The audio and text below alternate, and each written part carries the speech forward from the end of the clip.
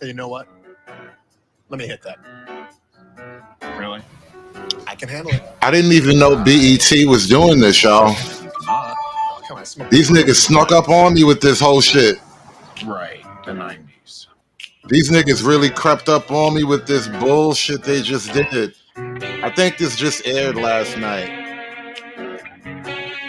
Apparently, I went to bed early. I had no idea this shit was going on. So BET, you know, back in the day, BET used to have this thing called Teen Summit. This is back before they sold out and just started showing booty videos and shit all day long. But they used to have Teen Summit, where like young black people would get up there and discuss whatever current issues were popping back in the day. I don't really remember watching Teen Summit. I really wasn't quite the target audience when it was on. I think I was just a bit young for Teen Summit.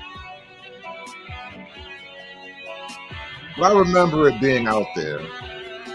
And BET stopped really trying to save the community a while ago. But about 2 decades later, we're back with another summit. Oh yeah, College Fest. They had all that shit. Now they're back with another summit because apparently black men just aren't black menning properly. We're just not doing this black men thing right. Apparently being a black man means you have to vote for the Democrats as much as they need you to vote for them. Your participation is mandatory. And so the BET Black Men Summit, it was basically a clown show. Bunch of biscuit niggas. They took the bag and now they on stage tasting the biscuit. But anyway, we're gonna get to this whole thing. We gotta get to this BET biscuit tasting clown show in a minute. Appreciate you guys coming through. We're gonna go ahead and get started, y'all. Like that video. Like, share, and subscribe. Go knock on somebody's door, tell them they gotta hear this shit. Remember how Michelle Obama was telling girls, go talk to your husbands. All right, go tell your baby mama she gotta listen to this shit, all right? Bet.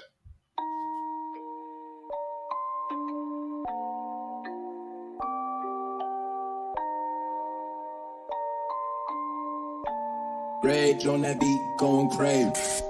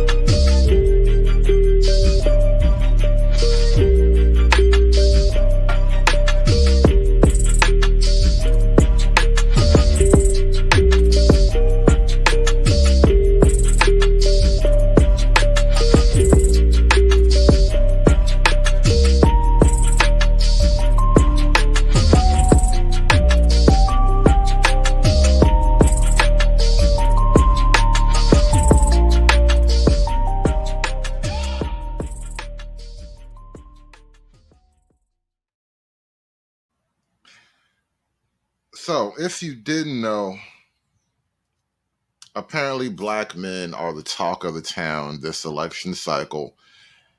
And we're pulling out the final stops just a couple of days away from November 3rd, the big day. BET and them, they decided they had to do, finally, after like 20-something years of not giving a shit, they finally said, you know what? Let's talk to the black men. But the funny thing about it, as much as this is supposed to be a black men summit, This conversation could have been had by 4 bitches, bro. There is nothing different about what these 4 black men want to talk about on BET versus what 4 random black girls would talk about on BET. So anyway, enough. Look, I don't have to shit on it for you to hate it. It shits on itself. I am D.L. Hughley. With so much at stake this November, there is a lot to discuss. We want a seat at the table. Join me as I talk with special invited guests for a deep and honest discussion with the brothers. I don't feel either of them really represent what I'm looking for. To hear their thoughts, their feelings, and what issues matter to them in the upcoming election. This election is not about the 2 people running, it is about our future. Join us for BET Black Men Summit. Tuesday, October 29th at 10 on BET. I am D.L. Hughley. With so much at stake this November, there is a lot. There it is. It was last night. I missed it. I was watching some other shit. My bad. I had no idea y'all was talking serious business over on BET. But we got the whole thing. They actually ran it on YouTube, so we got the whole thing. And we're going to actually review the whole thing. See what kind of bullshit they talking about. Because I haven't really watched all of it. I've watched bits and pieces of it. But I just got wind of this like this morning. So a couple hours ago, I saw this happen. I was like, oh, okay. Showtime. I got a few hours to kill. Let's kill them together. So before we get to the BET thing, you know, I guess Plies was busy. Maybe they couldn't get their schedule synced up right. I don't think Plies was invited to the BET Black Men Summit, even though Plies been tasting the biscuit for a while now. He been going hard with them biscuits, y'all. Plies been the main nigga on Twitter tasting the biscuit. And I don't know why they didn't let Plies up on stage, but I figured we should hear from Plies. Consider this a call-in. Hey, just real quick. It's to the pocket of people who feel like I just can't see myself voting for no woman as the president of the United States because I just don't feel like, and one of my partners was like this. He didn't kind of came around now, but he was like, I can't see no, put my life in no woman's hands as the president of the United States. I just can't see that. And the other day I was just coming back from Atlanta. It was 2 female pilots. I was on Delta, and they walked straight into that cockpit to fly that plane. And I sat there, me, and looked around. I said, okay. I don't see nobody getting off the plane. They seen these 2 women walk in that cockpit just like I seen them. And I ain't seen nobody get off that Delta flight. And I said to myself at that time, you can't trust a woman no more than you finna trust her. Not 30,000 feet in the air. You definitely trusting a woman with your life right now. No different when you go to the emergency room and you dying or feel like you about to die. I've never seen nobody say, no, only want a man working on me. I ain't trusting no woman with my life. For some of us who go to court, unfortunately, whether it's a public defender or a lawyer. But it's a shitload of women, and you trusting them with your freedom. When you go to family court, it's the feminist judge, and they're looking at you funny every time. In all of my years of showing up to all these court appearances, I don't remember having a male judge presiding over my family court issues. But that's just me. Maybe I'm special. Every single time you walk in there. If you like money and you got a business and you got an accountants and majority of them women, and you trusting them with your livelihood, that they're going to do the right thing. So I don't get the notion of I can't see myself voting for a woman to run this country when you're depending on them every single day. You putting your life in their hands every single day in some shape, form, or fashion. It's weird how this election, more so than any other, you got black men telling other black men, hey, listen, man, put your life in this woman's hands, bro. And the irony of it all is like this manosphere thing, the black manosphere thing, it's been going on for at least 10 years now. I don't know how long, like what the official demarcation, like what's the official birthday of the manosphere, but I would give it at least 10 years, right? And now it's like after 10 years of all this manosphere shit, here come this goofy ass high pitched voice nigga. Put your life in these women's hands. Nah, bro. You must not been coming to the meetings, my nigga. So I don't understand. And you married, most of the women who got a girl, they running the household anyway, keeping track of the books, etc. So I don't understand how you can even have that notion of a woman don't have the capabilities of running this country.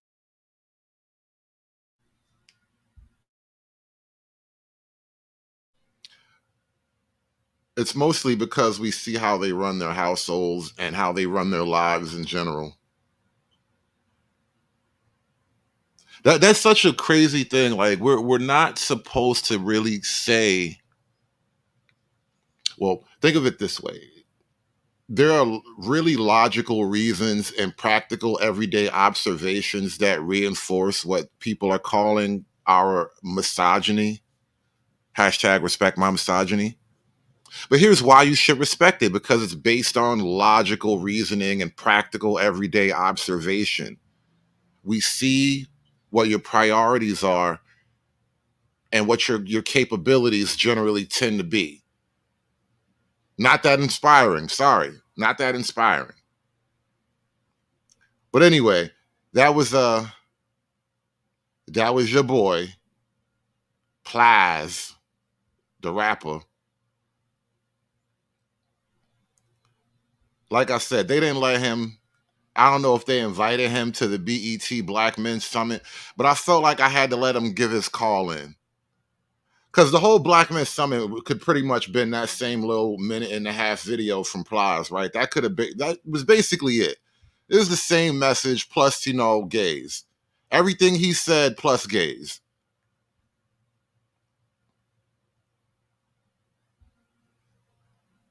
And so BET, they had this summit.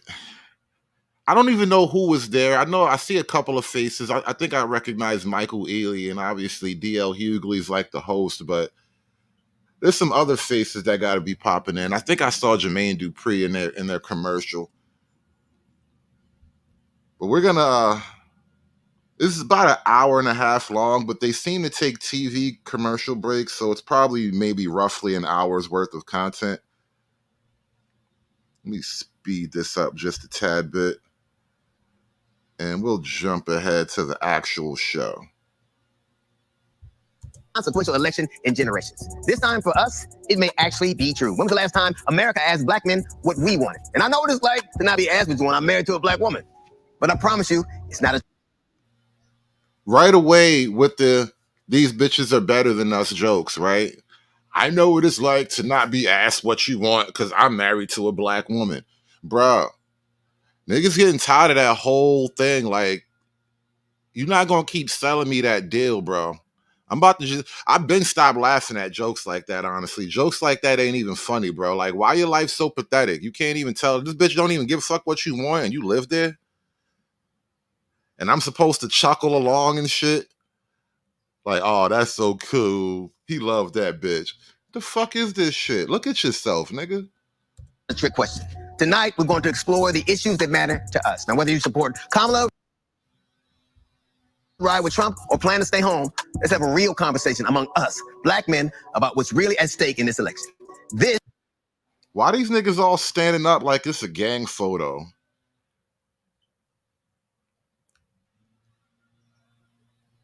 If this was a black gang, what would their name be?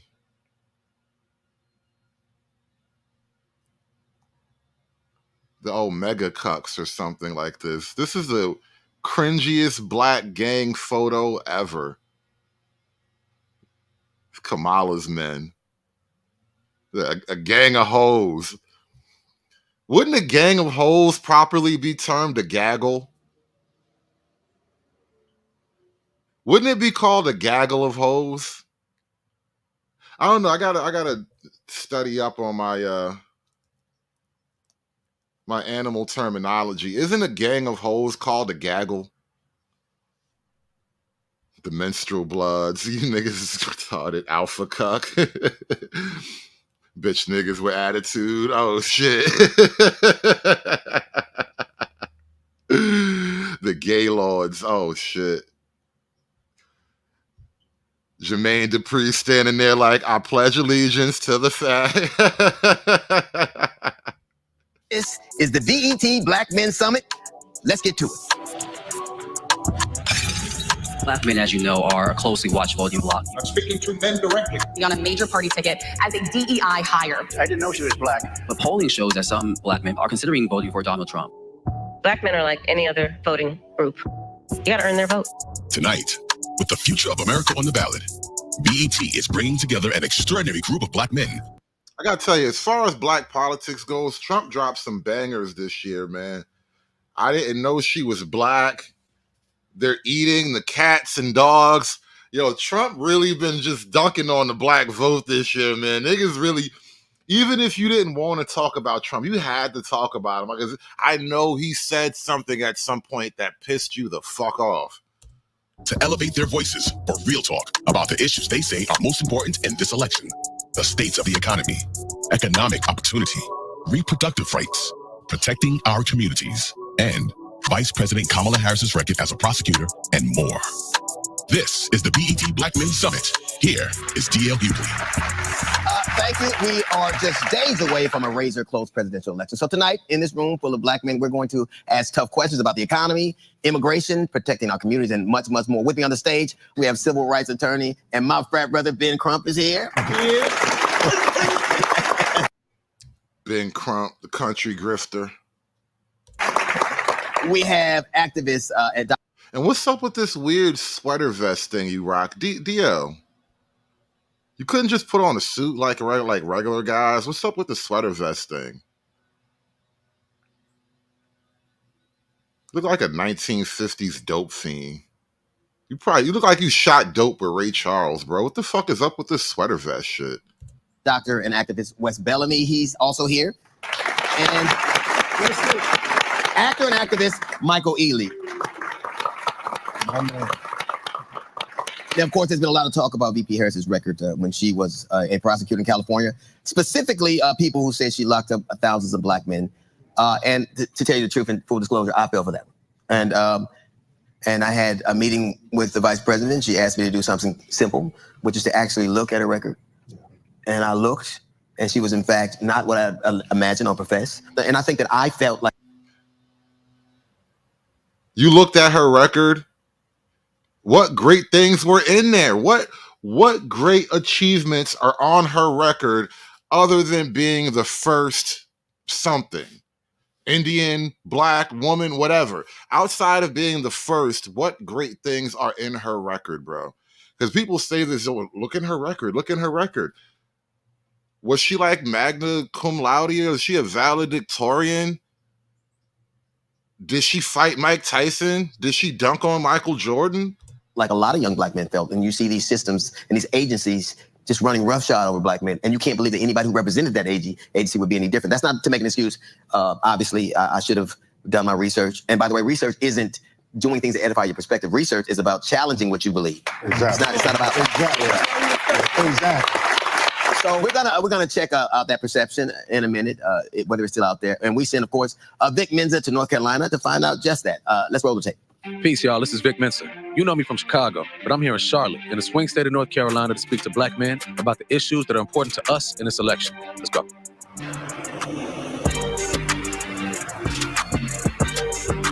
Do you think there are reasons that some black men have an aversion to supporting Kamala Harris? A lot of misinformation. Who's Vic Mensa and why is he important? I've heard the name before, but like I'm not, pop culture nigga no more. I don't really care who's cool lately. So who the fuck is Vic Mensa and why is he important? He's a rapper? Oh. So he's really not that important. All right, cool. You have, the things that was done, track record in California. A lot of people ran with that. Harris has a track record of doing certain things to black men or just the Black community as a whole, but so does Donald Trump. So once again, I'm up in the air. What misinformation have you heard as it pertains to this current election and candidates? When it comes to Kamala Harris, they say we're not gonna vote for her. But one of the reasons they say they won't vote for her is because she threw thousands of Black men in jail for, marijuana cases. Is Vic Mensa really a gay Chicago rapper? My chat just be saying wild shit sometimes. I'll be having to stop to get real verification on things. Is he really a gay Chicago rapper? Like, is he an actual practicing homosexual, or is he just gay like that? Because, niggas just be acting gay lately. Oh, he's an actual practicing homosexual. Wow, okay. How we consume information now is more so in a bite-sized way. So a lot of times you get the sensationalization of what they put out there first, and people just hold on to that and don't necessarily do the research. Like, if you just do the research, it's far from the truth. I mean, you have a phone, you can Google it. Do you think there are unfair judgments that Black men are uneducated with their votes? You say uneducated? I'll say to a degree, yeah, man, to a degree. But I would say uninterested would even be better, though. I appreciate you, man. All right, Vic. So you telling me at the BET Black Men Summit, one of the first things that we witnessed as the audience is the gay Black rapper? Really, BET, that was the move. So, all right, you like, we need to reach out and speak to the issues of Black men, because we want Black men on board with this thing. And the first thing you do is send out the gay nigga?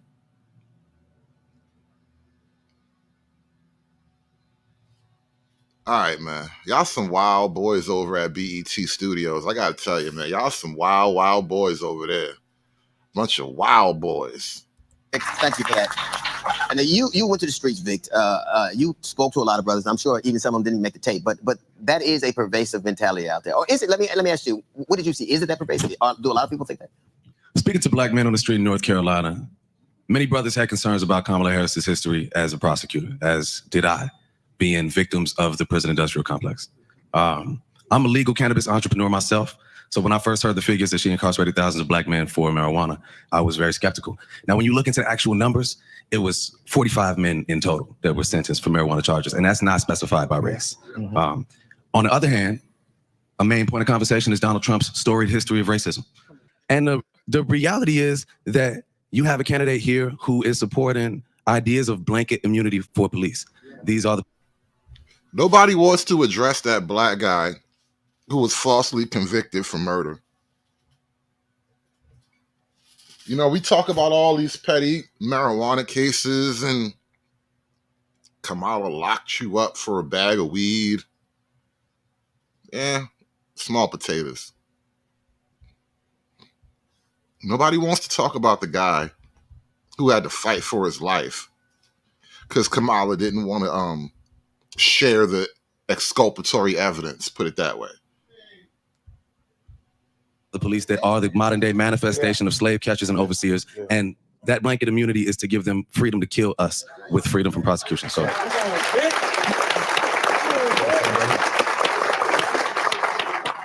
I want to get a quick fact check from the president and CEO, also a frat brother of the NAACP, Derek Johnson. Now, Brother Johnson, I'm not a conspiracy theorist. I'm not as dumb as I think I am sometimes, but why was I so susceptible to it? Why did I believe something that caused such harm? Even now, some of the things they're saying, I'm sure I had a hand in it. I mean, fear is the most powerful motive. Did they just bring up like a therapist to explain why niggas ain't believing the bullshit? They just bring up like a fucking Black psychologist? Who the fuck is this nigga? What the fuck is this?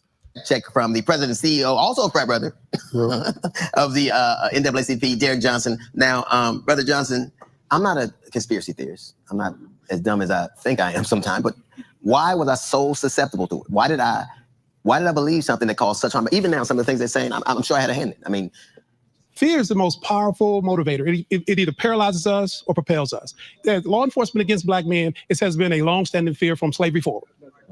And so when you can tap into that vein and you can hear something that could have a kernel of truth, she was a state prosecutor. She was a local prosecutor. The kernel of truth of she are lining up with police officers who were not in our best interest, that's easy to accept as a reality. Well, I mean, how can you have it both ways, though? Were you down with the evil criminal justice system or were you not? Because from the Democrat perspective, the justice system in America is fundamentally corrupt, flawed, and racist. And if she's a big part of that as like the state prosecutor, how is she not fundamentally corrupt, flawed, and racist, right? How do you separate these two things? Concept of progressive prosecutors really came into being around 2015. And when more progressive prosecutors started getting elected across the country, we began to see more reforms locally. And she was a part of a lot of those conversations. California today is not California in 1992 when NWA was saying F the police. Yeah. We are in a new reality now. Right. And thanks. Yeah, now they say it in Spanish. Es la policía. Es la policía. Now, Ben Crump, what is your view of VP Harris and a record when it comes to criminal justice? You know, as a civil rights lawyer, I got to interact with Vice President Harris when she was the Attorney General of California. We were not on the same size, but I saw her passion to do the right thing and her passion to try to help Black people. When we think about it, DL, you have to think that this is a sister who grew up in Oakland, California, and she chose that the best way I can help the system is to be a prosecutor. Lies, bro. Lies. She did not grow up in Oakland. Her mom left her when her mom left her dad when she was a baby. She grew up in Canada. She graduated from a Canadian high school. She didn't graduate from Oakland High School. Be on the inside. Most of the time, you have people like me, we're fighting on the outside. We need people on the inside. That's to your point. Yeah. I think we put prosecutors, Black prosecutors, who we elect a lot. Mm-hmm. And you know what? That's actually a great point. She was legit born in Oakland, right? I'm not questioning that. But she's more Canadian than she is Oakland.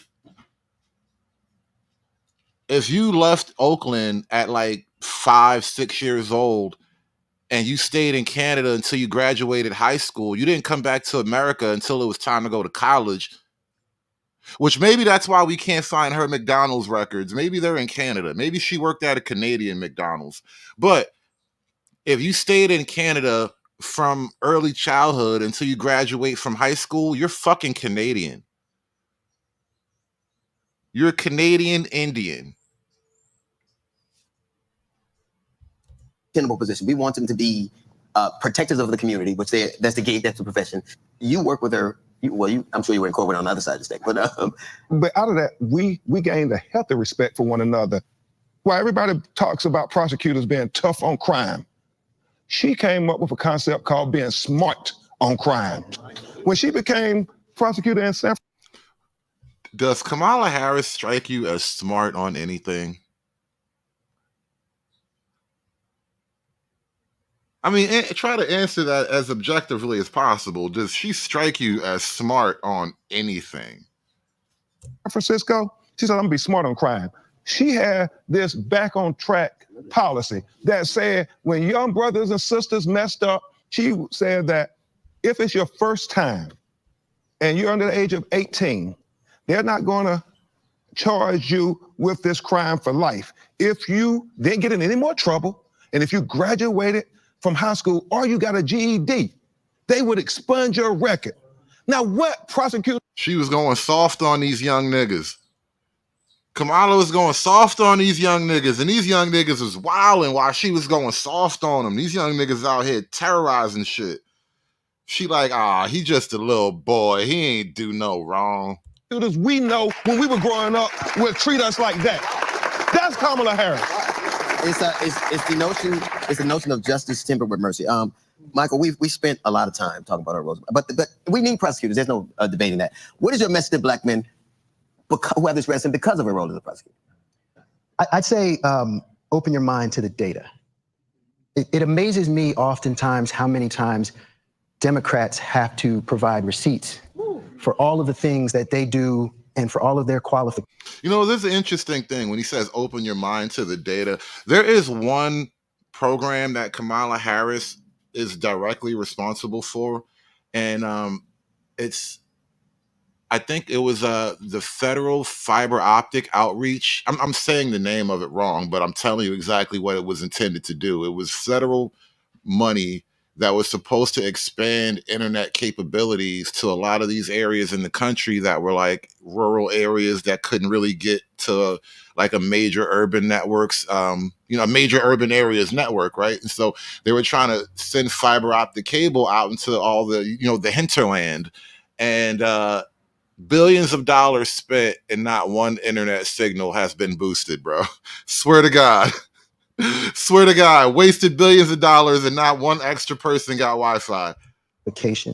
And yet on the other side, there's just no accountability. When you look at what Kamala Harris, who's been a public servant basically her whole life, right? She is the most qualified candidate to run for president right now. There's no debating. So we can sit here and debate on, what her record was as a prosecutor. But like you were saying earlier, let's talk about Trump's record. Let's talk about his record. What has he done to be qualified to be in this position? He got some dope tennis shoes. You seen him, man? Come on now. He was already fucking president, bro. Y'all so retarded. How is the nigga who's already been president less qualified than the motherfucker who's only been vice president? The vice presidency is damn near a no-show job. They literally got to make up things for you to do to keep you busy for 4 years. That's the thing that, like, we never seem to like hold him and his administration, who has more felonies and indictments than any other administration in the history of politics. And yet we worried about her being a prosecutor. He'll sit and go, I'm gonna be tough on crime. I'm like, don't you got a court date next month? That's crazy. You're gonna be tough on crime after you meet with your probation officer. Exactly. 4 black men sitting around talking about niggas' criminal history, bro. Since when niggas do that, bro? In all of my years on Black YouTube, I have never heard niggas shit on each other about having to go to court. Oh, you fighting a case? Oh, goofy you. Since when is it black culture to shit on niggas that's gone through the legal system, bro? Since when is it black culture to shit on, like, niggas just be, you got a case there? Oh, goofy you. Niggas don't do that shit. I ain't never been in the group of niggas that, you got locked up, ha. You're not doing this black man thing right. There it is. Exactly. Coming up next, we got crime, gun violence, and protecting our communities. That is coming up next. We must protect our black women at all costs. And the biggest way we could do that in this election is to vote. Generations upon generations of black folk have risen to meet their moment. And this, for black men, is ours. Everybody is trying. I'm getting some rumbles from the chat. They saying, yes, them niggas do. Free Zone saying the educated lames do it to the pooks. You know what? I'm hearing some house nigga, field nigga shit going on here, man. I'm not saying y'all wrong. I'm just hearing some house nigga, field nigga shit going on. Maybe that's what it is. Maybe it's a house nigga, field nigga thing happening up here. We got field niggas and house niggas in the black manosphere. Trying to get our vote. What do you say to black men who do say the economy is better on the track? I don't remember this magical time period when everyone was doing well. The stimulus checks, the locking people up for selling weed. These are the street topics that's happening. That's all I keep hearing. Raise your hand if you know someone who's been shot or killed by gun violence. I mean, look at this. Is we are facing an election for gun violence. They say black on black crime is not a real thing. Gun violence is not a real thing. Guns are not fucking violent. Guns just be laying there, bro. They just be chilling. Guns are the coolest thing in the world. Shit just be happening. Guns just be sitting there like what? People are violent. Guns have nothing to do with your violent nature, bro. You do violent things because you're a violent person. The gun just helps you exercise your greatest dreams. And so when they talk about how many people in this room have been a victim of gun violence. No, how many of you niggas know somebody that's been shot by another nigga? How many of you niggas have been a victim of violent niggas, bro? Democracy versus a dictatorship. They want to have somebody to blame the election results on, and they're not going to do that by blaming black men. We're not going to be somebody's scapegoat. Stay with us. The BET Black Men Summit will continue in a moment. Niggas be taking like real live commercial breaks and shit. They doing YouTube for television up here. This is wild. They taking actual full-length commercial breaks. Should have got up and got a beer or something. Welcome back. Now, I want to dig into the candidates' approach to fighting crime in our communities. We want safer communities, police reform. Wes Bellamy, honestly, which candidate, and just, which candidate you think gives us the best opportunity for that dynamic to happen? Well, to me, I think it's very simple. I'll tell a really quick story. From 2016 to 2020, I was the vice mayor of Charlottesville, Virginia. Many of you are aware in 2017, we had white supremacists come to our community. Oh, the good people on both sides. Right. So I was the only black person on the council at the time, the youngest person elected. And after a group of white supremacists literally came into our community and unalived someone, rest in peace, Heather Heyer, the first press conference that 45 had, he stated, since when do black guys care when a white man kills a white woman? I mean, niggas get shot every day, B, but let a white guy run down a white woman in some terrible incident, and all of a sudden niggas don't forget her name. that again, literally, there are good people on both sides. Furthermore, this is the same individual, if we're talking about who should we trust to keep our community safe, wants to provide police officers with full immunity to be able to do whatever it is that you want to do whenever you feel like a situation arises that requires you to not use best practices, whether that be using patience, calling a mental health professional, but if you believe a person needs to be shot down like a dog in the street, you do so and you won't have to face any consequences. So when we talk about a matter of safety, a matter of keeping our community safe, you have a person who literally just rambles and acts off of emotion compared to an individual who's saying that I candidly want to use legislation and policy to find ways to not only keep our community safe, but help us thrive in every way imaginable. You said something that I very Now, mind you, everything that's been discussed here is exactly like a bunch of women would discuss. Like, these are topics that women would bring up. There's nothing unique about what these black men are going to talk about. I hear black men say, safe. Yeah. And when we use it in that context, it's never for us. You've never, no, I'm just talking about in your lexicon, when have you ever said the notion of safety is something somebody else gets to have and you don't? But it is because it's so far removed the concept. You started to say something like that. Yeah, I think it's interesting. And this is a weird frame. So not only are you worried about your safety, but you want to be safe from the police. Such a weird concept. Like, the police is really out here chasing niggas down, fucking their day up and shit, bro. You were just saying, just triggered something. And not for nothing, this is probably a relatively, like, this whole crowd, like, go back to that opening shot where all of them, that gang photo they took, right? This is a very educated, comfortable, middle-class group of black men. Ain't none of you niggas ever got to worry about getting chased by the police, bro. You are not the type of niggas that got to even think about those problems, bro. Something in me, and that is, like, what we're worried about her record as a prosecutor, and we want to attach her to a bunch of incarcerations that didn't exist. And yet, if you look at the two candidates and you look at the George Floyd situation, which one is more likely to pardon the killers of George Floyd? Which one? That's a question. Wow. Because he's already going for the blanket immunity.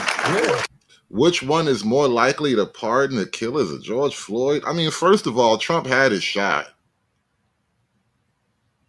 Well, could he have? I don't know. Maybe he might not have had the timing on that. But still, that was such a weird emotional arm twist right there. If you vote for Trump, he's gonna let Chauvin out of jail. I mean, if you say it plainly like that, that might actually boost Trump's numbers. Like, I don't know. I mean, he's gonna lose some of the black vote, but a lot of the white vote will pick back up. But which one would do it? Do you know what's interesting? You have children, you know the story. You teach them, like, don't look them in the eye and be respectful and watch their moves. Yeah. It is lunacy to teach our children to be held to a higher account than the paid professionals we pay to patrol our neighborhood. But it is such a fear in us that is what we're reduced to. Think about how crazy that is. The fact in which, as you just alluded to, and think about the psychological and mental trauma that we're asking our children to jump through these loops just to keep you safe, opposed to being able to teach those who are supposed is to be sworn to serve and protect, to do the right thing. And we want psychological and mental trauma from teaching children how to interact with police. Think about this for a second. Just the very idea of telling your children you should behave a certain way with the police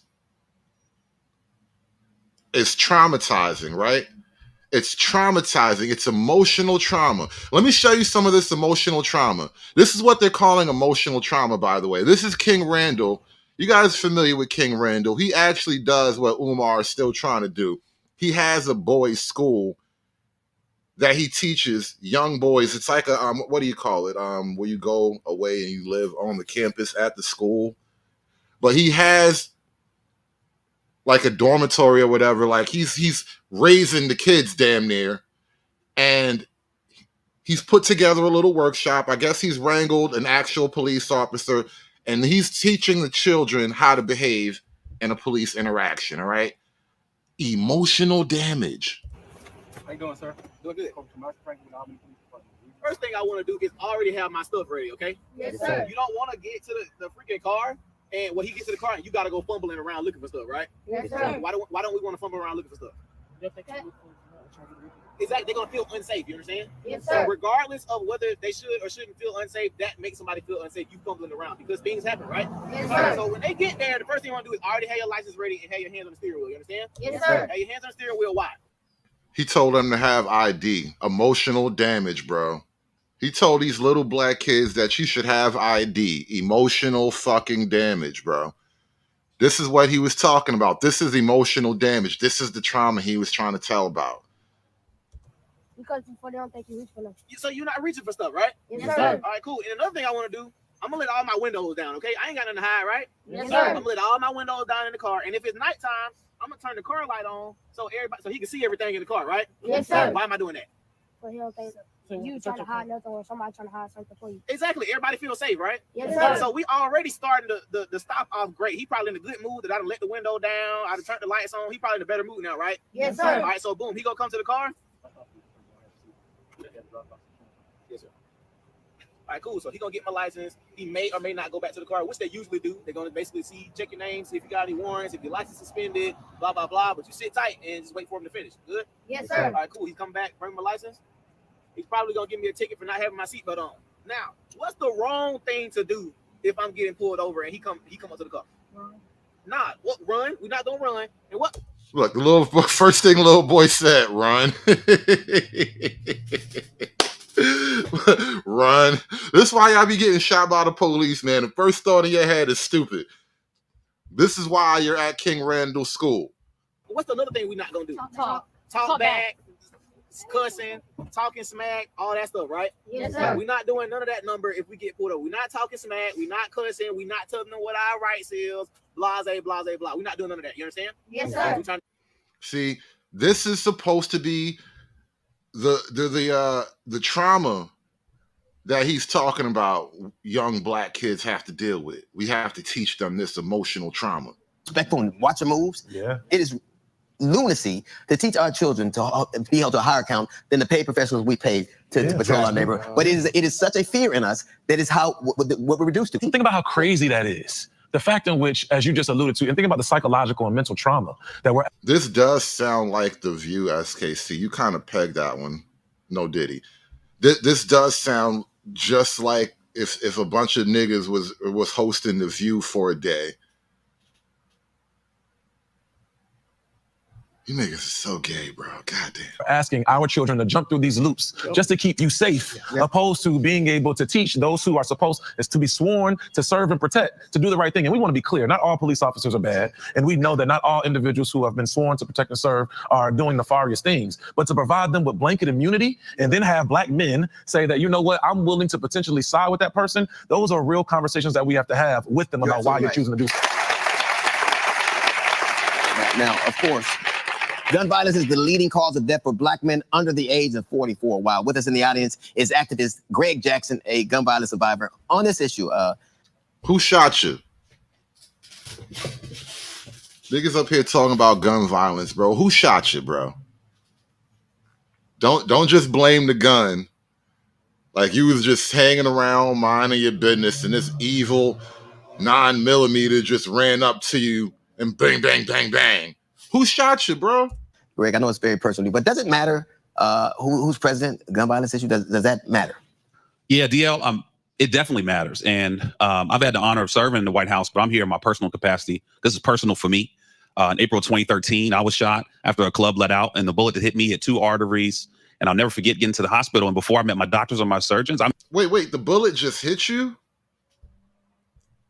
Like the bullet, it just got in its car, drove down to the club, is hanging around the parking lot, and it saw you, and the bullet was like, that's the guy? The bullet just hit you? How did the bullet just hit you, bro? This is what I mean. Niggas talk about this gun violence shit like the bullet just hit you. Like, I was just outside the club. I just got finished twerking. Next thing you know, the bullet just hit me. Who shot you, bro? Who shot you? Was it a black? I know it had to be a nigga, man. It had to be a nigga. I know it had to be. Because you wasn't at the honky tonk bar. You wasn't walking out of a Taylor Swift concert, bro. Come on. It was one of them niggas, wasn't it? I'm telling you, man.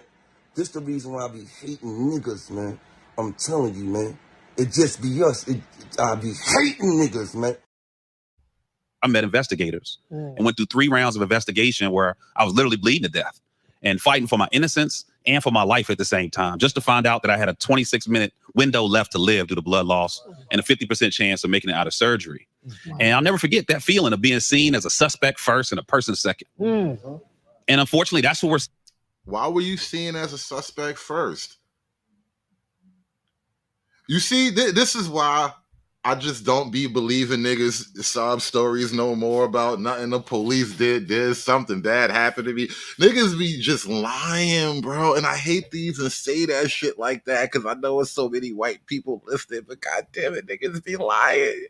Y'all niggas just be fucking lying, bro. So you just came out the club, got shot in the ass, and then the police arrested you because you just got shot in that. Bro, come on. You leaving out so much, bro.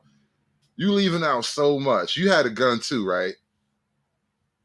You had a gun too. Just tell us. Come on, bro. You could tell me. I ain't going to tell the police. You got shot. You had a gun on you. And it was like, well, who shot you? And you said, I ain't know nothing. And then they held you for questioning. And then you probably was lucky to get the gun charge thrown out because you was actually the victim. Who shot you, bro? Niggas be lying.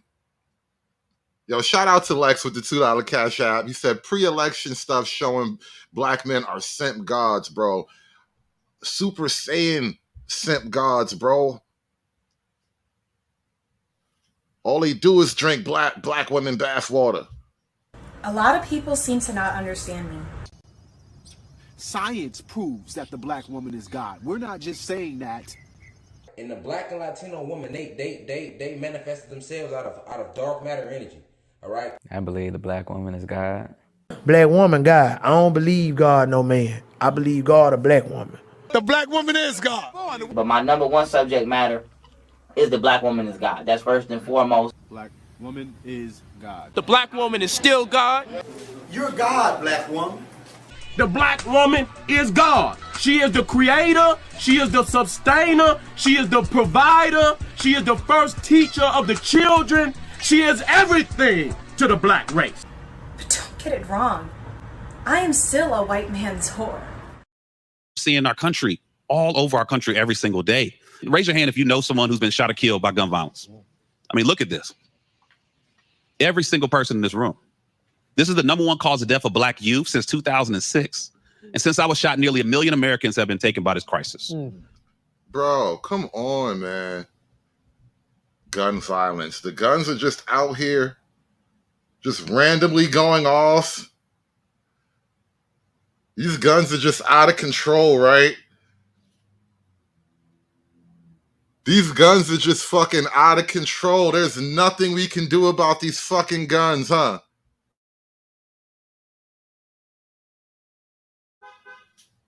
You're just walking down the street, bam, gun goes off. You're just driving in your car, bang, gun goes off.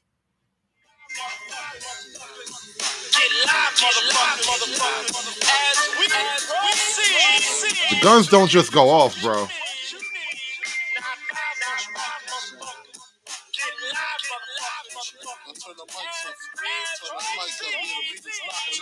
Tell the truth, nigga.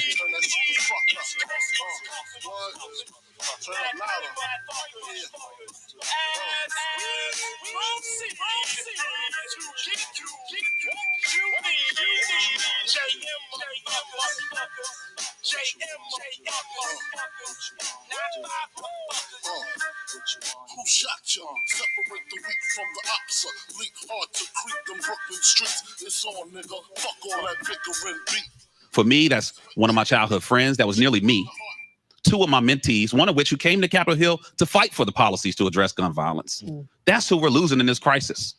And here we are coming out of coming into an era where we have a vice president who has been working on this issue, has been leading the Office of Gun Violence Prevention, who passed the first law in 30 years, who has been focused on this issue almost her entire life. And literally has ushered in the steepest decrease in homicides in American history for now 2 years in a row. But during the Trump administration, we saw the steepest spike in murders in American history. And that's not numbers. Those are our friends. Those are our family members. Those are our cousins, our nephews. And guess what he does? Brags about doing nothing. He says, well, we got to get over it. Get over it? I'm not getting over my mentee in a casket. Watching his mother cry. Watching his football coach wonder what he going to do. Oh, who's that crying? Probably a homosexual. Watching his teacher say, man, he was so full of promise. 13 years old. I'm not getting over that. We can't get over that.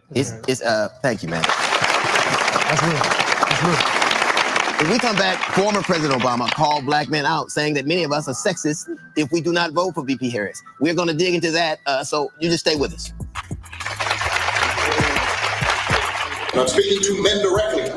Part of it makes me think that, well, you just aren't feeling the idea of having a woman as president. I think we got to be honest in our own community about the reality of sexism. So, like, if you're masking your sexism with, she's not black. So what is it? Elections are choices. We have a choice right now. I think this is the clearest choice we've ever seen in a presidential election. Stay with us. The BET Black Men Summit will continue in a moment. They about to talk about the sexism and the misogyny. You niggas is just like the white man. Hate to see a strong black woman shine. Oh shit, these niggas about to go in. Long ass commercial breaks. God damn. Feeling having a woman president. Let's roll the clip and we will discuss it on the other side. And you're coming up with all kinds of reasons and excuses. Hit the like button, y'all. Support the show, y'all. I've got a problem with that because part of it makes me think, I'm not speaking to men directly, part of it makes me think that, well, you just aren't feeling the idea of having a woman as president. And you're coming up with other alternatives and other reasons for that. Okay, we are here now with Tennessee State Representative Justin J. Pearson, Ben Crump, and Michael Ely. So they're joining us on the panel. Okay. Oh shit, they got the little Afro Luther King Jr. Afro Luther King is on the stage, y'all. Nation, we've never had a female leader. Never. So there is an unspoken idea that a lot of people have, whether they say it out loud or not. So what was your impression? Look, I love President Obama. And I think we got to be honest in our own community about the reality of sexism and the role that patriarchy plays in our own community. Sure. I go to churches a lot, and there are people who will greet me and not greet my fiance, who's standing right next to me. So like, there's a real conversation we need to have about what is going on inside of our communities and what we can do to make sure that we unlearn some of the behaviors that are really negative, right, and that are really harmful. What is also really important is that we do understand the facts. An overwhelming majority of black men are voting for Vice President Kamala Harris to be president of the United States. Right? It's weird how everybody is just resistant to the observation, the connection between the fact that Black America is a matriarchy and it's heavily dysfunctional. Like, those two things just don't really seem to click for people. 80% of us. So, the truth is, you got that one uncle that you need to talk to. Right. But the majority of us, we good. Right? Like we on the same page. But there is some work that we are going to have to do as a community to figure out what are the qualms, what are the issues, what are the problems that 20% or so of black folks who a few years ago were voting Democratic and all that are having. And I will say this about Donald. In our country, our socialization has taught us to praise people with a lot of money. Yeah. Right. Our socialization has taught us to praise people who are famous. Right. Our socialization has taught us to praise people who can get a lot of women and can say what they want and do what they want and have said, hey, that's the image of a real man. That's the image of a strong person. That's the image of a real leader who can just fire people at will.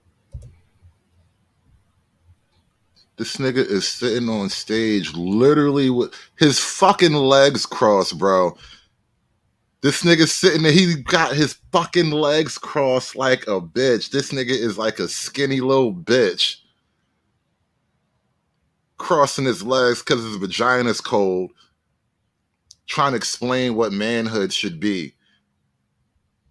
Like, that's not manhood. That's not masculinity.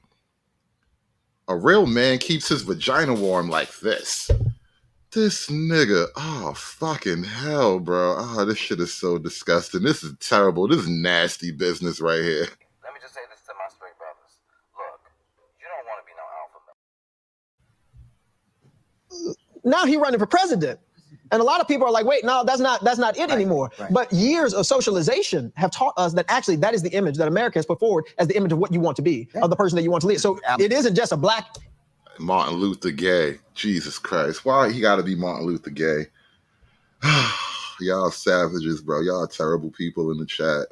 Fucking deplorables. Issue. We got a nationwide issue about the perception of hypermasculinity masquerading as leadership, when in fact it was our mamas and our grandmamas and our great-grandmamas who got us here. Right. So, and this is the key takeaway from his contribution to this segment, right? Black men should take cues on masculinity from our mamas and our grandmamas, bro.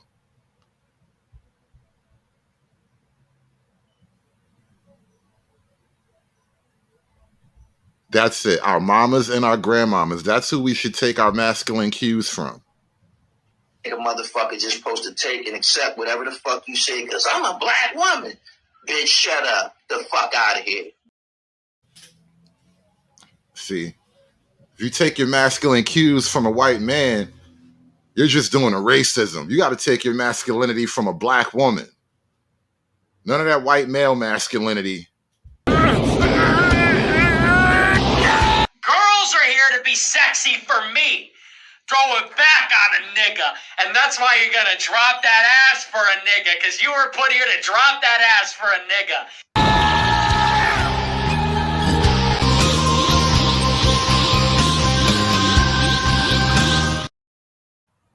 You're not allowed to be a Super Saiyan. Only white boys can go Super Saiyan. Your mama wouldn't be proud of you if you went Super Saiyan, bro. You got a black mom. You're not allowed to go Super Saiyan. Only white boys can go Super Saiyan. You got to be a little bitch for the rest of your life. Well, I tell you. I'm telling you. And the fro baby. And the fro baby. Yes. You know, it's always interesting. We hear about the polls. And one of the things I know for sure, the quickest way to make a black man lie to you is walk up to him and ask him a question with a clipboard in your hand. So, I mean, it's ridiculous. And what I refuse to do is to let, mainstream polling operations tell me what men I'm with every day think. Yeah. So every day you sit around men who sit with their legs crossed like that, bro? Every day you just sit around with men who like, ooh, it's chilly, my vagina's cold. Like, that's the kind of men you sit around with every day? And I refuse to believe that. Hey, you know what's big deal? You know, we talked to the NAACP and Urban League, Reverend Allen, them a lot. Isn't it just profound at this moment in time that black men votes are coveted so much? Yeah. I mean, I've never seen that in my life. And I think that's something, when I saw that Obama. Why are we having a segment about confronting sexism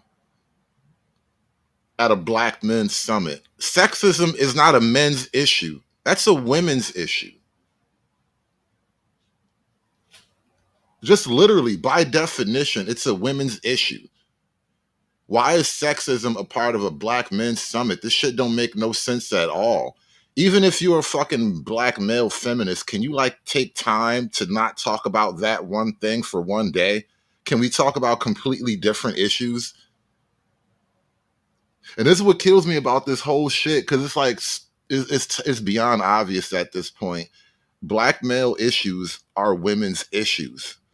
Because apparently you niggas is gay or bitches or either one. Take your pick. You can be gay, you can be bitches, either one, but you have the exact same problem as women and gays, bro. Obama, peace. Right. I thought about how everybody is trying to get our vote. But power concedes nothing without a demand. And I honestly believe this is one of the first time nationally, collectively, we decided we want to hear you, but there are things we have to have for that. Right. Exactly. It's transactional, which politics is supposed to be, right? Exactly. What was your reaction when you heard President Obama say that? Well, there are some men who don't want to vote for a woman. The founders of Project... No, Dave, we're not skipping past the sexism part. They did this part just for you, Dave. You need to learn, all right? You need to learn, Dave. You got to be better. We're not fast forwarding until you're a better person, Dave. Matter of fact, we're going to slow this segment down because it's going to take a long time for you to be a better black man, Dave. They did this for you. Shout out to the mulatto power out there. This that mulatto power they was talking about the other day. Look at him go. Look at him go. 2025 really don't want a woman as president. Right. And their women don't want a woman as president. Sure. That is not being held to the same standard. If, in fact, you are one of those individuals who believe that a woman should not be president, speak on it. So, like, if you're masking your sexism with, she locked up a whole bunch of black men, well, that's already been debunked. So what is it? I don't really need all those extra reasons. I can stand on, I'm just not voting for a woman, bro. I'm just not voting for no chicks. It goes against my religious sensibilities, okay? My God told me that shit's bad business. He's not black. So what is it? What is it that's really, just speak on it. Now, Ben, we can't have a convo about sexism or any other kind of ism without talking about the way some black men see the LGBTQ plus community. They see it as getting more attention. Oh shit! They just had to go there. Look at the Black Men Summit. Now we have to talk about the gay issues, bro. Why are they talking about the gay community at the Black Men Summit, bro? Why? And you know what? The answer is simple, bro. I'll tell you why. Because you niggas is gay, bro.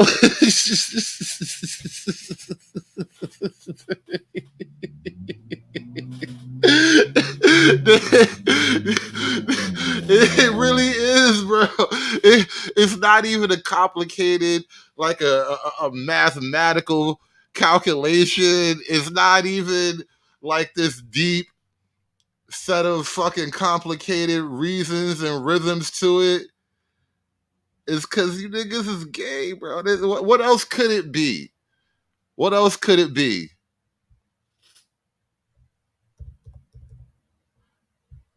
Like, give me another reason why they would have to include this at the Black Men Summit. What is the reason? Come on, somebody help me out here. Give me another reason other than that. Give me some other possibilities. Maybe I'm wrong. Because I'm a fascist, I'm a bigot. I'd be jumping off the roof. I'd be throwing shit off the roof. Like, maybe I'm wrong. So what other reasons could it be? What other reason is it? Because I'm trying to figure it out. I'm trying to take this in good faith, right? I don't want to just like, jump off the deep end, you know what I mean? But what other reason could they be including the LGBT agenda at the BET Black Men Summit? What other reason? What possible reason could you have? Somebody help me out. Give me a reason. Propaganda? It's gay propaganda. I don't think that's really breaking the logic here. Give me a reason, though, other than the obvious, bro. Give me a reason other than the obvious. Niggas can be gay. it. Whether you're kissing or you're touching, the right or lust, I know you covet. Niggas can be gay too. What other reason, bro? There has to be another reason. It can't be as simple as that. It can't be as simple as that, bro. Like, come on. It can't be that simple. It has to be another reason. There has to be something else going on here, man. Tell me there's something else going on here. Tell me there's like some 3D chess political calculation that they've done here. Like, if we do this, then they will automatically triple the black vote. Like, what's going on here? What is going on here?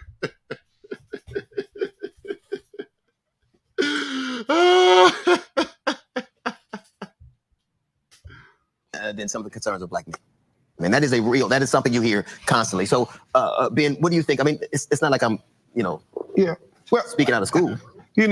Everything has to be taken in context. When you think about civil rights, we must remember that if they can discriminate against them, then it makes it easier to discriminate against us. We got black queer folks in our families. And so No. Really? No, I didn't know that. Everything has to be taken in context. Then it makes it easier to discriminate against us. we got black queer folks in our community. Then it makes it easier to discriminate against us. We got black queer folks in our community. We got black queer folks in our community. They are among us. It could be any one of you. They're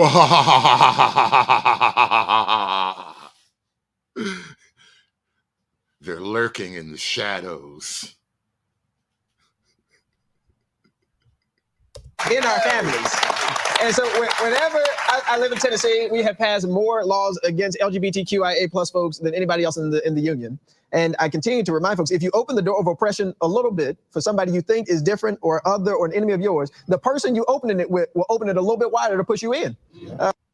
So it's not just that the niggas are gay. The whole black family is gay, bro. That's crazy. I'm learning shit. We learning things together today. It's not just that niggas are gay, bro. The whole black family is gay. The whole house is gay, bro.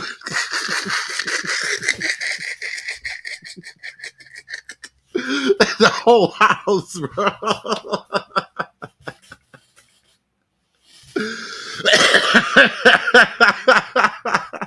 The whole house, bro. It's not even just a couple uncles, bro. Not even just a couple uncles and shit. It's not even like that one weird guy. Nah, it's the whole family. If they can discriminate against them, then it makes it easier to discriminate against us. We got black queer folks in our community, in our families. And so whenever I live in Tennessee, we have passed more laws against LGBTQIA plus folks than anybody else in the union. And I continue to remind folks, if you open the door of oppression a little bit for somebody you think is different or other or an enemy of yours. Now here's the subtle connection. And I don't know if you got it, but see, I connect dots here because I'm a dot connector. It's a hobby of mine. I notice things and I connect dots, bro. All right. That's it. That's all I drive trucks. I notice things and I connect dots, bro. And here's the dots that you have to connect. Anti-gay laws harm the black community. Huh. All right. I'm noticing things. And I'm noticing things. All right. So anti-gay laws harm the black community. All right. So we're noticing things. Now let's connect some dots. Why would anti-gay laws harm the black community? Much thinking I must do. Niggas can be gay too. Whether you like it or you love it, whether you're kissing or you're touching, the right or lust, I know you covet. Niggas can be gay too. The whole house gay, bro. The whole fucking house gay. How did your whole family go gay? How y'all do that?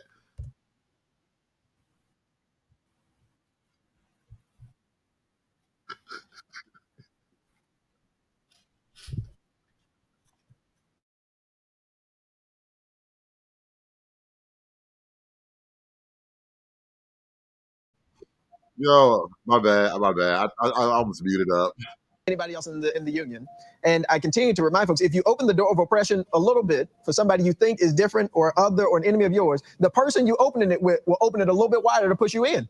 And when we think about our community and black folk, we all in this together. Right. We all gay in this together. See, he trying to say it without saying it, bro. And I swear it feel like I've been talking about this shit for days now because they just won't stop being gay. But now that we here, it's like, bro, look at this shit. Look at this shit, bro. We all in it together. How we all in it together, bro? Come on. How can we be all in it together? How can we possibly be all in it together? How can we all be in it together, bro? Explain it to me. Explain how we are all in this together, bro, because I'm struggling with this. This is a struggle session, clearly, and I'm struggling.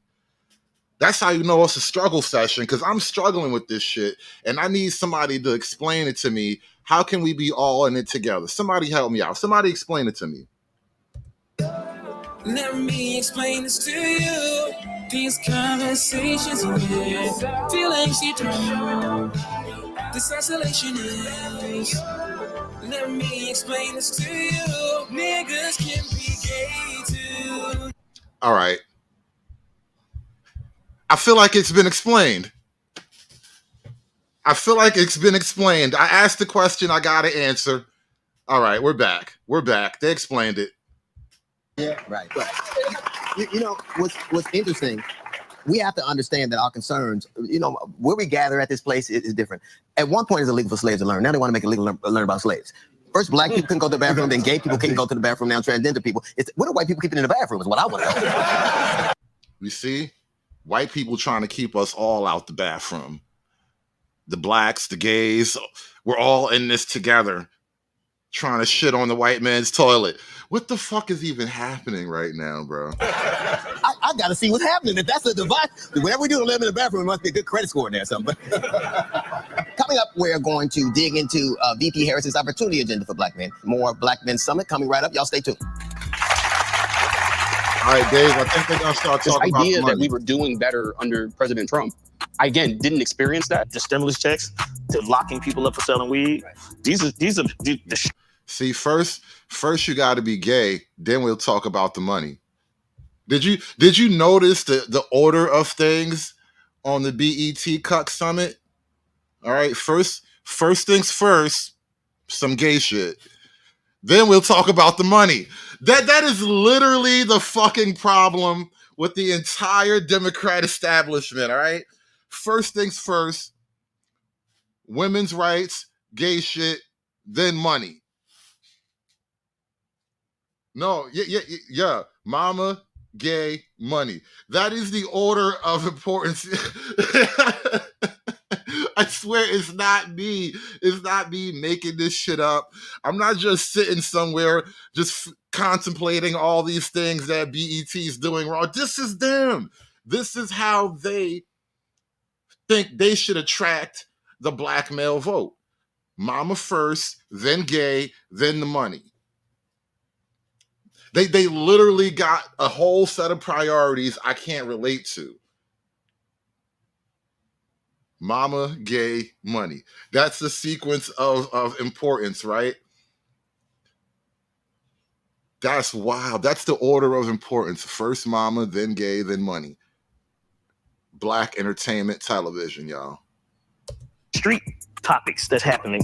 That's all I keep hearing. Actually, it's black men who helped craft this opportunity economy because the vice president didn't want to talk about black men or talk down to black men. She wanted to listen to us. A woman who listens? What?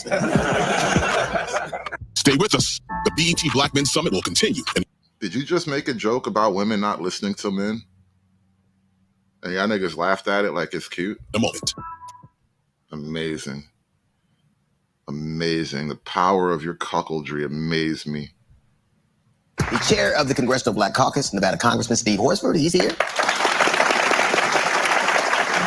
Entrepreneur and CEO of The Gathering Spot, Ryan Wilson, is joining us.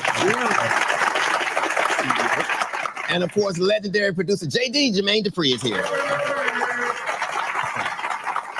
But first, we're going to start by hearing directly from Black men about the election. Our special correspondent, Kenny Burns, hit the streets of Atlanta. We got to roll the tape.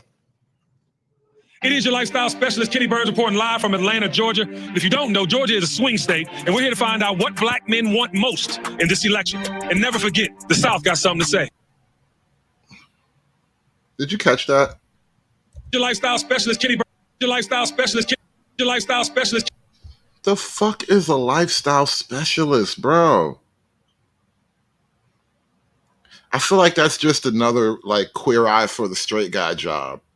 Lifestyle specialist. That's your gay life coach. Lifestyle specialist. He coaches the gays who didn't come out the closet yet. It's like your DL gay life coach. Kenny Burns reporting live from Atlanta, Georgia. If you don't know, Georgia is a swing state, and we're here to find out what Black men want most in this election. And never forget, the South got something to say.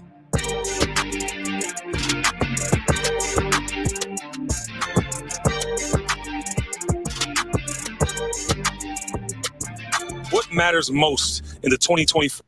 I feel like we've turned a corner in all of our criticisms of the Democrat Party.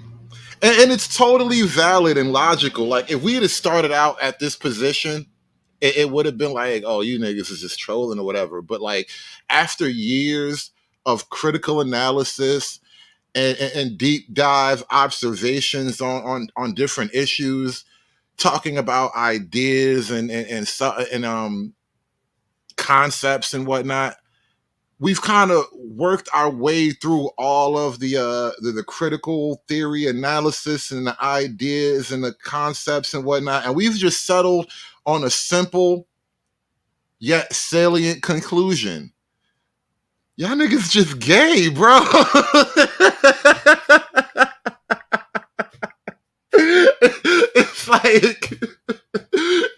It's like niggas just did 4 years of calculations and shit. I got like 8 whiteboards full of just random numbers and figures. Looks like alien mathematics drawn on the wall, all to get to this one simple conclusion. Like, y'all niggas just gay. It's wild how we just rationalized our way to this one base conclusion. For presidential election to you? I mean, I think everybody got money on their mind. The focus around mental health. What about the border that you let run loose? The immigration stuff, the negative stuff about immigration and just whose fault it is. The economy, of course, you know. I feel as though a lot of Black men tend to think that Donald Trump is better for the economy. What do you say to that? I've heard that, but what I've seen is that Donald Trump, he's a gangster, but he's presented himself as a successful businessman who's filed for bankruptcy 6 times. Inflation, definitely inflation. I see that as this is going on, you're starting to see a diminish of middle class and it's either lower or upper class. They're having to say, well, let me take a backseat on my wellness so I can pay my mortgage this month. I can pay my rent. I can feed my kids. The percentages that we were seeing increases in our groceries and in our bills was higher than inflation. And so I think that it's created an opportunity for us to be taken advantage of. And I think to the Trump point, people got that stimulus check and just thought that was all his job, and that's what they're clapping about. But it's way deeper than that. The stimulus checks are not coming back. If we are empowered economically, then we can shift so many of our outcomes. My nigga had on a hoodie that said "Trap in Peace," bro. Lost is wow, so lost. Trap in peace. I gotta see that. And we can shift on my wellness so I can pay my mortgage this month. I can pay my rent. I can feed my kids. The percentages that we were seeing increases in our my kids. I think that Donald Trump is better for the economy. What do you say to that? I've heard that, but what I've seen is that Donald Trump, he's a gangster, but he's presented himself as a successful businessman who's filed for bankruptcy 6 times. Inflation, definitely inflation. I see that as this is going on, you're starting to see a diminish of middle class and it's either lower or upper class. They're having to say, well, let me take a backseat on my wellness so I can pay my mortgage this month. I can pay my rent. I can feed my kids. The percentages that we were seeing increases in our groceries and in our bills was higher than inflation. And so I think that it's created an opportunity for us to be taken advantage of. And I think to the Trump. Trap in peace, my nigga. Trap in peace, bro. That's wild. That's a wild hoodie.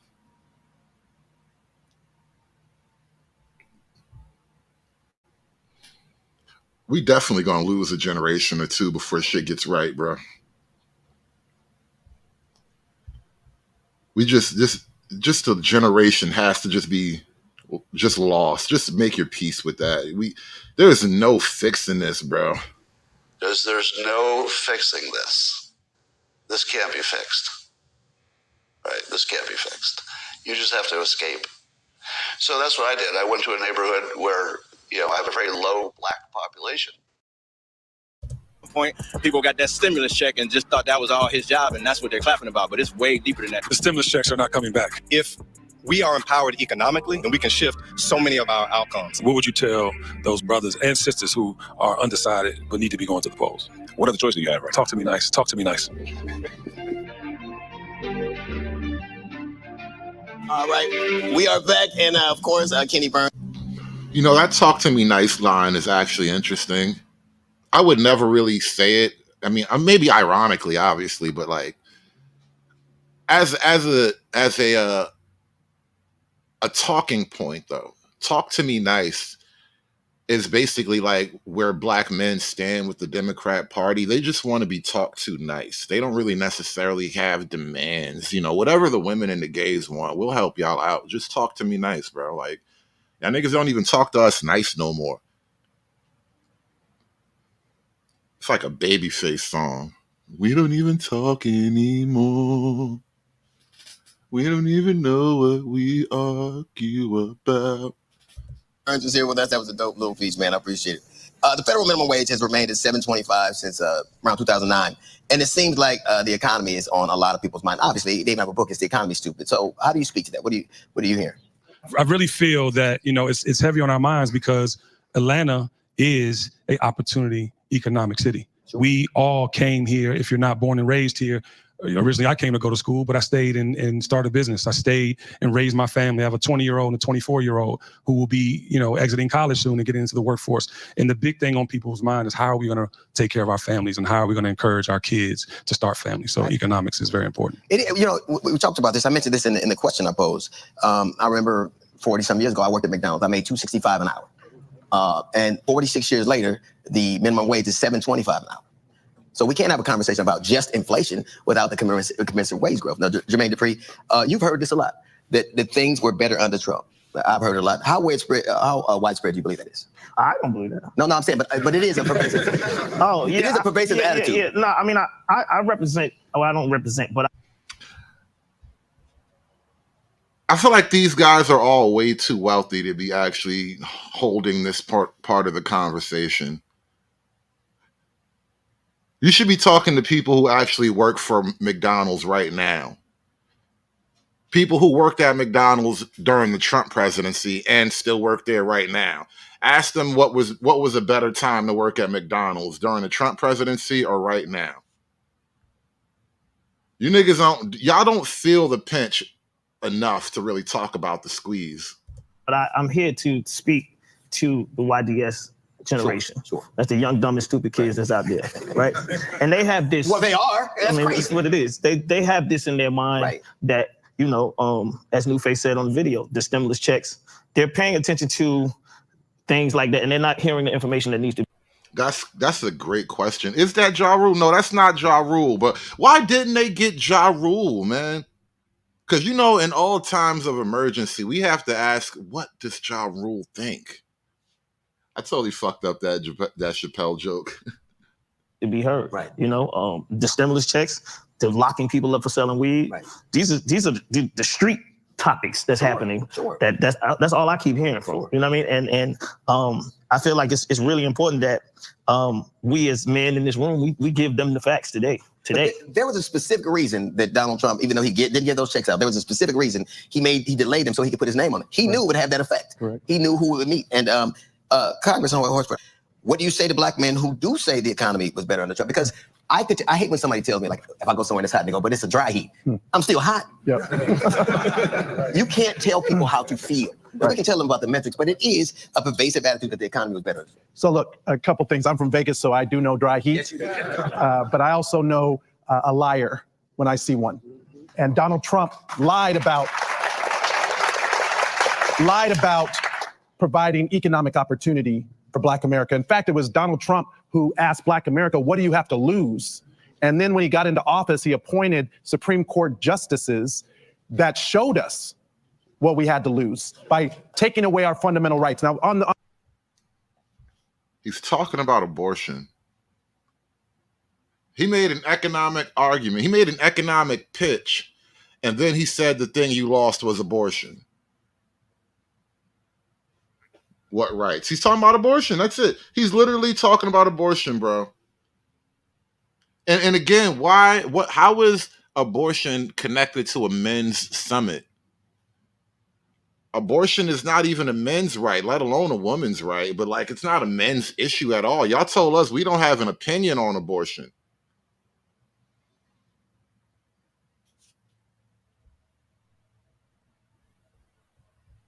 On the stimulus check, let me just get the fact out. Democrats in Congress were in the majority.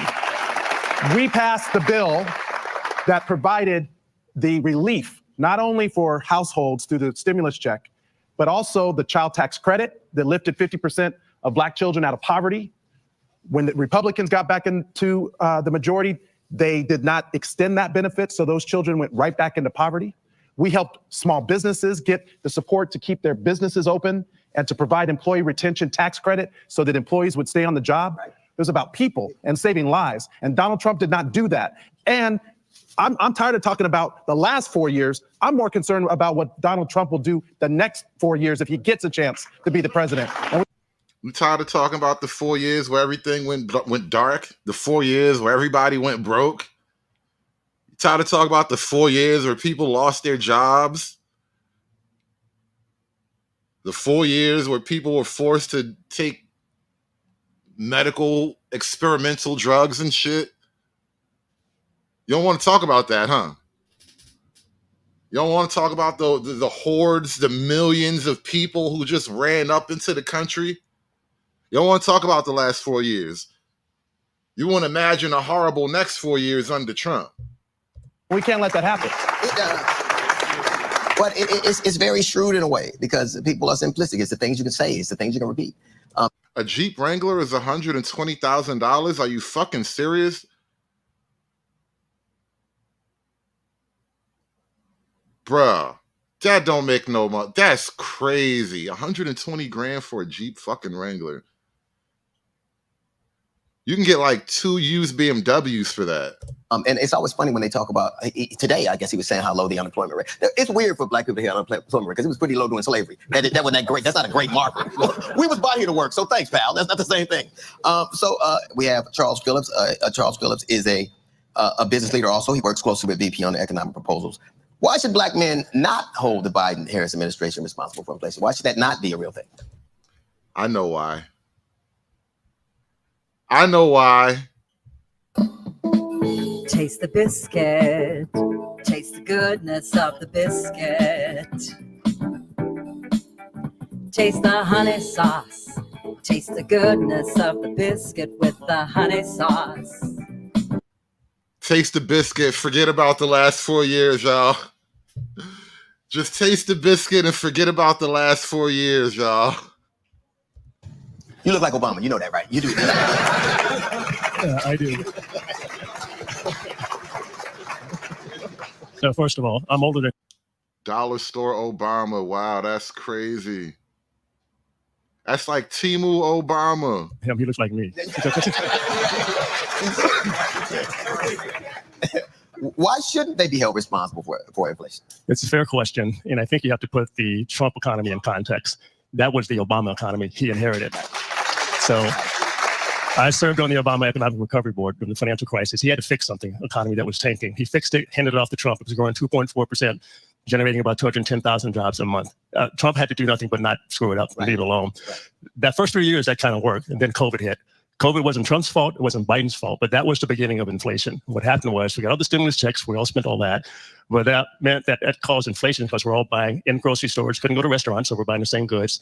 People stopped working because for the first time they could take off for a while. That raises labor costs. To get people off the bench to work, you got to pay them more money. And then other things happen. The Ukraine war, that makes oil prices go up. Biggest producer of grain in the world, Ukraine, grain prices go up. All this stuff is happening at once. But that last year, all that started under Trump. So what did he do? He did the stimulus checks, which made sense because you have to save people. People have to eat. But then it accelerated under Biden because it takes 3 or 4 years to work through the economy. That's already happened. It accelerated under Biden because we're financially fighting the Ukraine war, bro. We are financially fighting a major war against a world power. That's why the money's fucked up. At least part of why. Trump didn't do that. It's behind us. What's happened now is inflation has come down. It was at 9% when he started. It's at 2.5% now. We're getting better. We just need to keep doing what we're doing now. That's exactly what VP Harris plans to do. Continue to the plan that's under place right now. Okay, thank you, man. Thanks.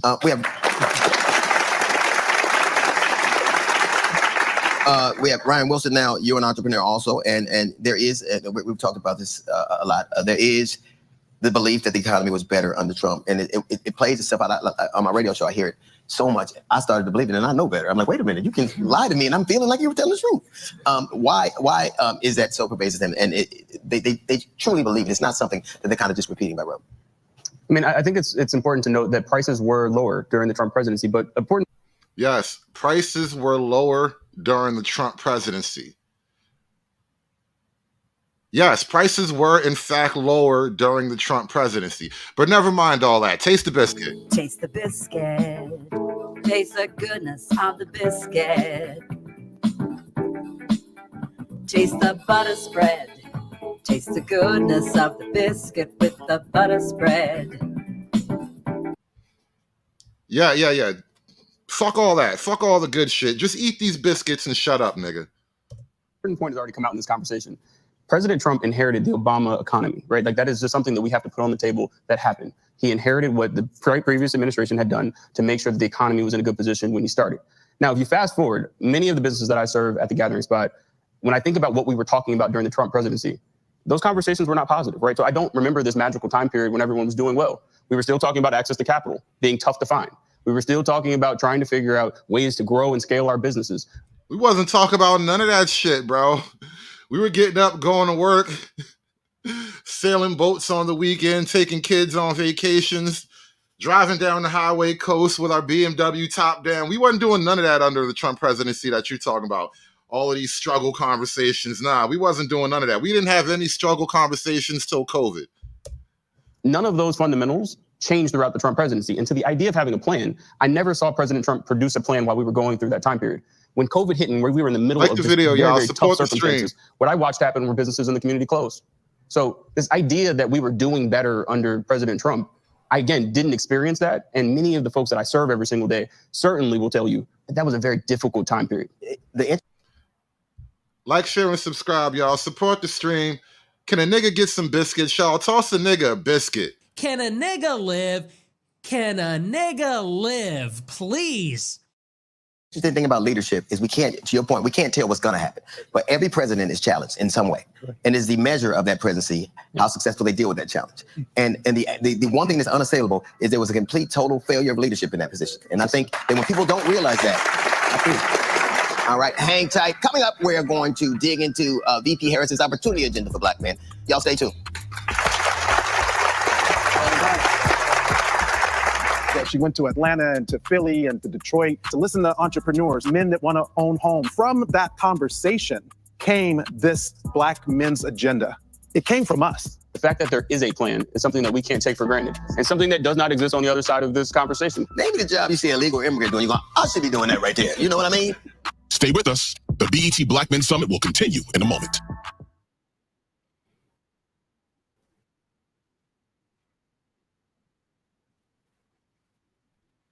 Just give me a 5-piece meal. Oh, what a deal. A big old box, it's all for me. You know I'll take coleslaw on the side. I could tell you wanted to try the potato wedges.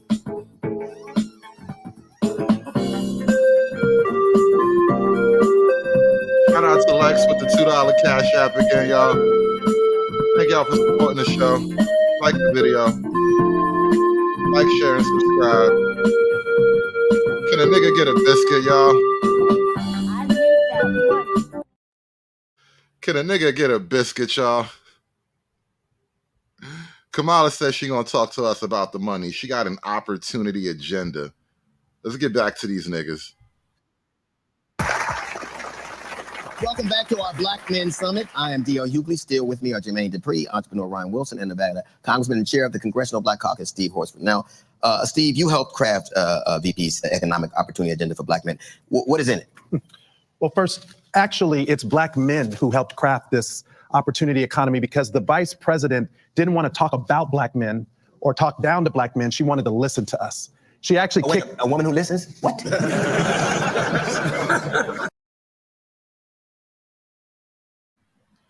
You just killed it right there, DL. We know for a fact they don't listen to us, bro. So what makes us think now all of a sudden she gonna listen to us, bro? If we know they don't listen to us generally, why would we all of a sudden believe such things to be true now? How does that work, bro? Help me out here.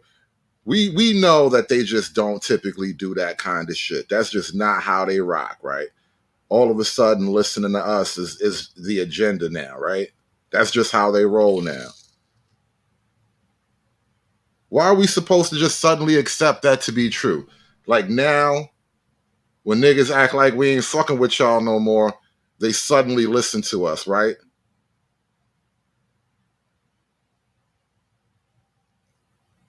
Not buying it. So she kicked off. No, So she kicked off these opportunity tours, these economic opportunity tours, some time ago. She went to Atlanta and to Philly and to Detroit to listen to us, to listen to entrepreneurs, to listen to men that want to own homes, to talk about the wage issue in communities.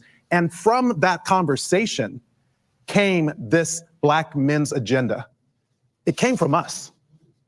And that is what we need in a leader, not just for president, but all elected officials, to not take us for granted. So in the agenda, she's talking about addressing work, wages, and wealth, to be able to own more than we owe, to move from a consumer-driven economy to an ownership-driven economy, one where we actually have a stake in this. Equity. That is literally the opposite of the Democrat left-wing agenda. They do not believe in ownership.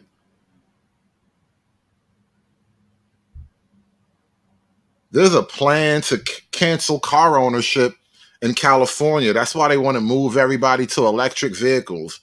After they get you guys on electric vehicles, they're going to jack the price of electric vehicles so high that they'll create these rental programs where you just get to rent a car every now and then when you want to drive around. They don't believe in ownership. Communists don't believe in private property, bro. Shout out to Doc Thunder with the $5 Cash App. Run me that hoes mad. This Black Men's Summit is ridiculous. I know, Doc, it is. Hoes mad, hoes mad, hoes mad, hoes mad, hoes mad, hoes mad. This is about targeting women of color in the United States of America. Don't tell me, because I didn't get a single apology. Time has expired. My life was threatened. Thank you. Hoes mad, hoes mad, hoes mad, hoes mad, hoes mad, hoes mad, hoes mad. Through home ownership, by providing $25,000 worth of down payment assistance. She wants to help more entrepreneurs actually start their business by providing $20,000 of forgivable loans, loans that do not have to be paid back. We did that for small businesses during the pandemic. She wants to do it to help entrepreneurs start their business. And then when they start it, she wants to provide $50,000 of deductions in the first year of the business, because that's where you need the help the most. So centering these issues is what she heard. She also heard the need to address healthcare by establishing a national health equity initiative to tackle sickle cell, prostate cancer, and diabetes, the three leading cause of death for Black men, disproportionately. And yes, we can invest in solutions to provide better education and prevention and treatment to save Black lives. You know what I found interesting about what you just said, in addition to those things, but there were things that were tailor-made for us. They're things for us, by us, to use an acronym. What part of her plan, Jermaine, do you think will appeal to young people? How do we reach young Black men with the plan and aspects of this plan? I just think we got to get out in front of them and give them more. You know what's crazy? This is actually not a Black Men's Summit. This is why I'm kind of tearing it down so viciously. But like, it's not a Black Men's Summit. It's a Democrat male outreach campaign. A Black Men's Summit would be a summit where we address issues, where men present issues. And not once has the black family been raised. So you mean to tell me the status of the black family is not a black men's issue worthy of discussion at a black male summit? All right, we still got like 30 minutes to go in this thing. Maybe they're going to save it for the grand finale. Maybe they're going to save the black family as their final act. We'll wait and see. I don't know. I don't have faith in these niggas, but that's just me. I'm jaded and old like that. More information, like when he was just saying, I just raised my hand trying to get a question in. Why is it being said that we are not voting for this election? I don't know. But I think it's because they want a scapegoat. They want to have somebody to blame the election results on, and they're not going to do that by blaming black men. We're not going to be somebody's scapegoat. You know, you're absolutely right. But I think in addition, it's really the same old story. There is an attempt to fragment. Like, this is a legitimate. If they blame black men for Trump winning the election, then what?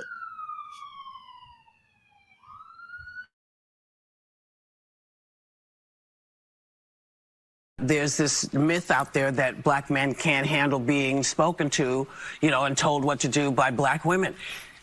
Black men come from our bodies. Yeah. So they're used to having these conversations with women. The matriarchy is strong with the black It is community. very strong. If black men are the reason Trump becomes president, like let's say black men vote for Trump in such large numbers that they just, it's guaranteed that it's us that did it. Like without this overwhelming black male support, he wouldn't be president, right? Let's say we do take all that blame.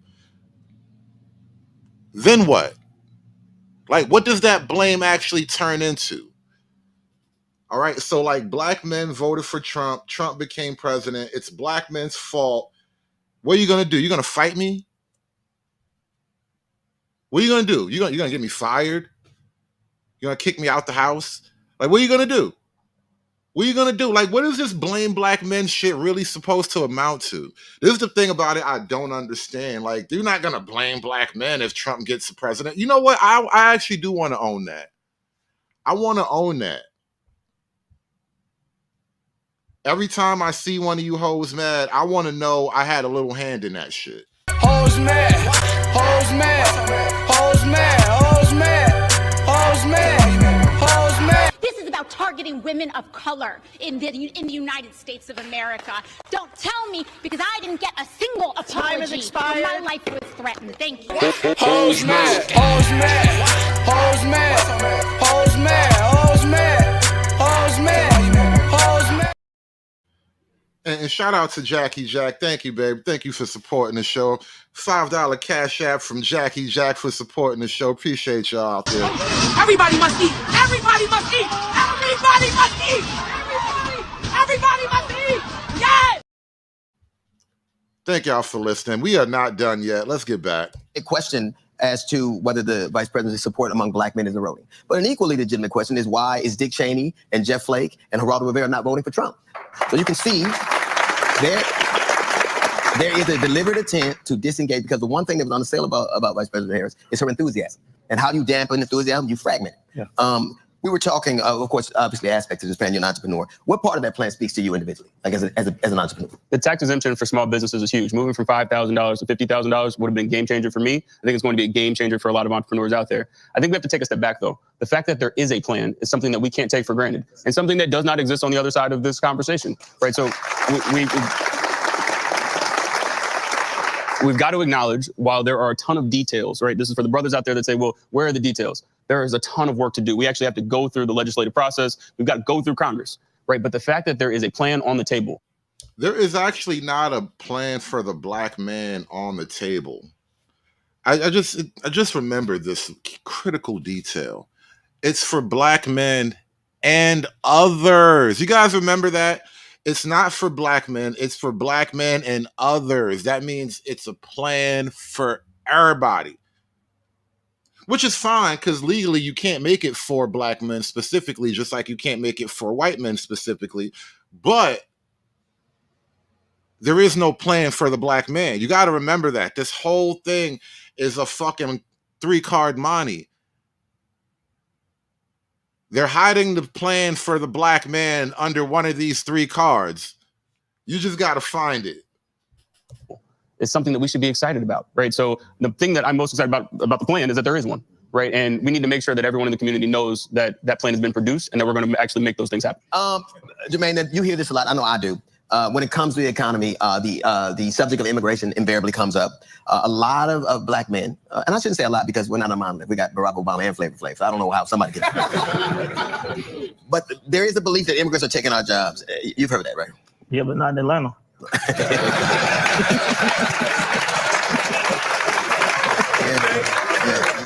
I know they can't be don't happen here. I mean, it don't happen here. You know what's interesting? You do hear that, and whenever I hear people say that, because yeah, they'll take over Atlanta soon enough. You just can't stop a wave, Jermaine.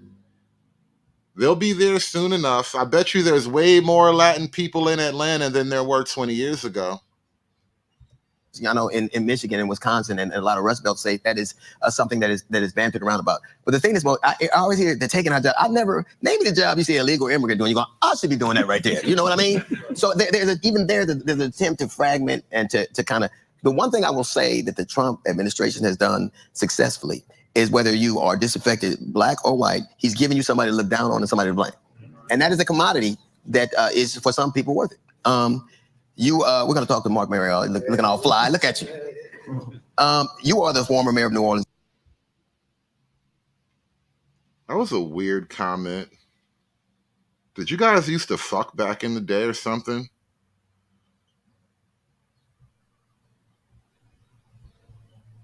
Just came out of nowhere with that. You're looking all fly. Look at you. Or white, he's giving you somebody to look down on and somebody to blame. And that is a commodity that is for some people worth it. We're going to talk to Mark Mariel, looking all fly. Look at you. It was a really weird and awkward moment. Just, why did you choose to say that at that moment? I swear, I used to fuck back in the day or something. That was just weird. You are the former mayor of New Orleans and the current head of the National Urban League. What is the real truth about immigration? The truth is that for all the rhetoric, there has not been an immigration bill. And when there was an immigration bill to try to fix the immigration system, guess what happened? Donald Trump didn't wink and nod. He pulled out his bullhorn and told his friends in Congress, do not pass it. He functioned as an obstructionist, once again, playing games with all of us. So the issue is, do you run on a problem or do you run on solutions? And immigration is a challenge in America that needs a solution. But we have to remember as black. What's the solution? No, don't tell me black problems. I want to hear the solution for immigration stuff. Black people, that a substantial part of immigrants in America are black people. Yes. Oh, goddamn, not those other niggas. God damn it, not those other niggas. Let them niggas go be black. They can be black wherever they came from, bro. We got enough niggas over here fucking up this black shit. Trying to invite niggas over here to be black with us, bro. Chill, slow down. We gotta vet these niggas. A lot of these motherfuckers don't even have paperwork. Niggas be 29 years old in the 11th grade, bro. Nah, vet these niggas. Don't just let them come over here. Haitians, Nigerians, Jamaicans, and a substantial part of the Latino community are Afro-Latino. We have to understand this and not allow this old strategy. It's an old game. Divide and conquer and confuse and then laugh. Yeah.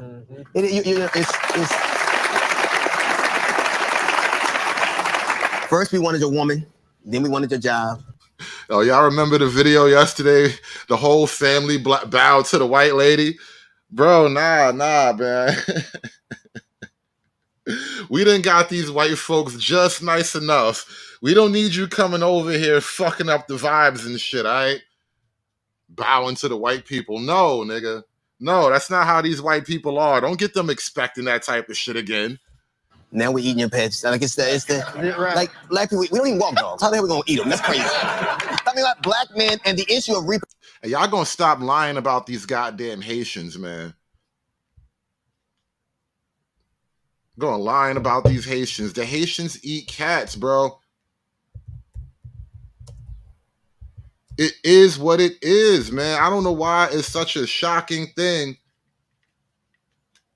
I don't know why people act like it's never, ever happened. Like the country itself hasn't had videos going around about, like, I haven't played the videos my damn self. They will steal your cat. I mean, enough for nothing. Listen, if you in Haiti, eating cat is better than eating dirt. So I'm not even like trying to be all extra judgmental about your protein choice, but I'm just saying, y'all gonna stop acting like them niggas don't eat cats or something. Reproductive rights, you'll stay with us.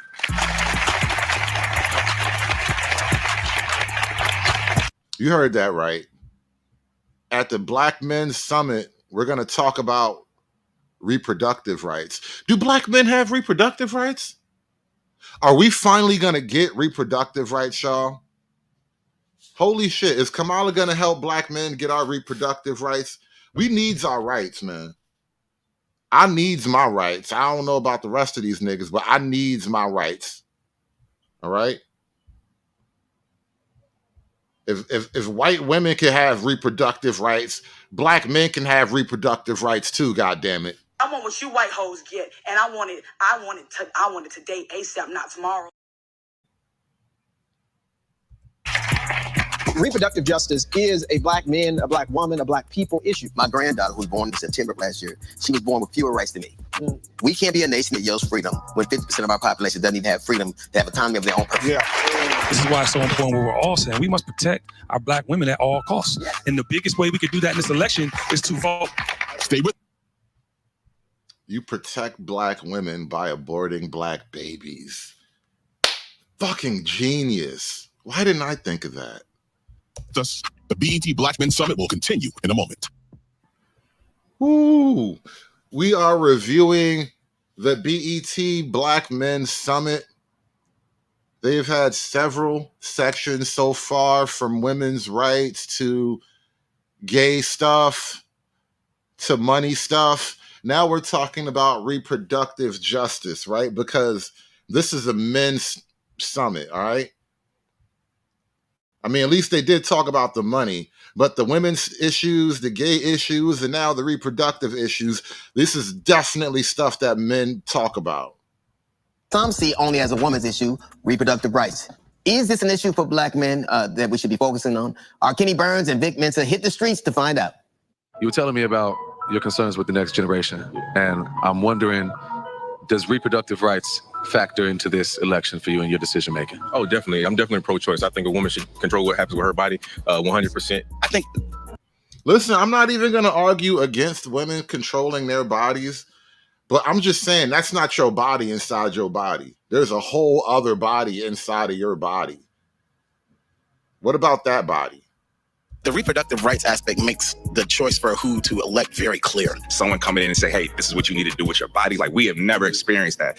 And I don't want them to experience that. And we need to stay out of that. I think we also need our government to stay out of those things as well. I don't believe in abortion. Just being honest with you, I believe we abuse the right. Is that a big part of your decision making this election? For me personally, it's not high up there, right? I'm not going to say that it's not of importance. There's no disrespect to women at all, right? I come from one. Oh, definitely reflects my vote. I'm a father of 4 daughters. You know. See, this is how, and I've learned things over the years doing like this YouTube stuff, being a part of the media to some capacity, and I've taken certain insights about how it actually works, and I realize there is power in linguistics in and of itself, right? The choice of words you use actually can be applied to an effect. And if those words are used over and over, and those words are consumed by larger and larger audiences of people, the words you use will affect the reality that people perceive. And so this issue of women's rights and reproductive health care, we've actually lost the argument just by ceding the territory linguistically. It's not a reproductive justice issue. If you get the right to terminate your offspring, I want the right to terminate offspring, right? But as soon as a man says, I want to terminate my offspring, you suddenly understand how icky it is, right? If I say the little nigga gotta go, we know how creepy and awful it is. But if she says, I want justice to control my body, well, it sounds noble and heroic, right? No, that bitch a killer. That bitch a killer. These bitches are serial killers, homicidal maniacs out here, genocidal maniacs, okay? You don't see the territory of linguistics. They're fighting. They want you to fight for the right to abortion. I'm against bitches murdering unborn children, all right? I'm against you being a murderer. Because murder was bad. That's what I was told. They told me if I murder a person, I suffer and go to jail. All this soft language shit. Couch, you covering up your language for bitches who would call you a bullet bag. My choice, my body, and stuff like that. And it is. I'm not going to say anything, too deep into that. With all these black women behind the camera. You know what I'm saying? But I would get jumped, you know what I'm saying? When we empower and give women the right to choose in every aspect of their life, we as a society advance. Your mama told you that whole shit, didn't she? Ain't no way in hell you heard that from a grown man. Black women behind the camera. You know what I'm saying? But I don't get jumped, you know what I'm saying? When we empower. See that nigga, oh, these black women behind the camera, I want to get jumped. Bro, it's not even like I just be making this shit up. It's part of black culture to like be afraid of women and oh, they gonna jump me. Oh, these women gonna beat me up. And let me not say too much. I don't want the women to fight me. Bro, the whole thing is crazy. It's like you don't even notice it until you notice it. And then once you notice it, it's everywhere. And all you do is notice it. And give women the right to choose in every aspect of their life. We as a society advance. All right, we're back now with Kenny Burns and Vic Mensa. Kenny, man, do black men see reproductive rights as an important issue? I think here we all believe that black women will say the planet correct. Yeah. We also believe that, at the end.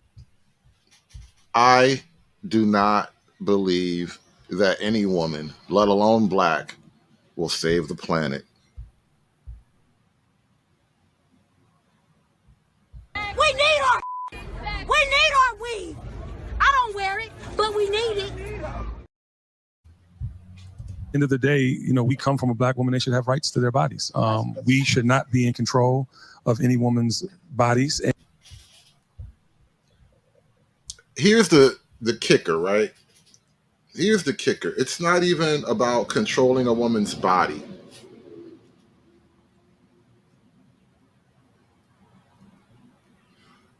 I put that baby in you.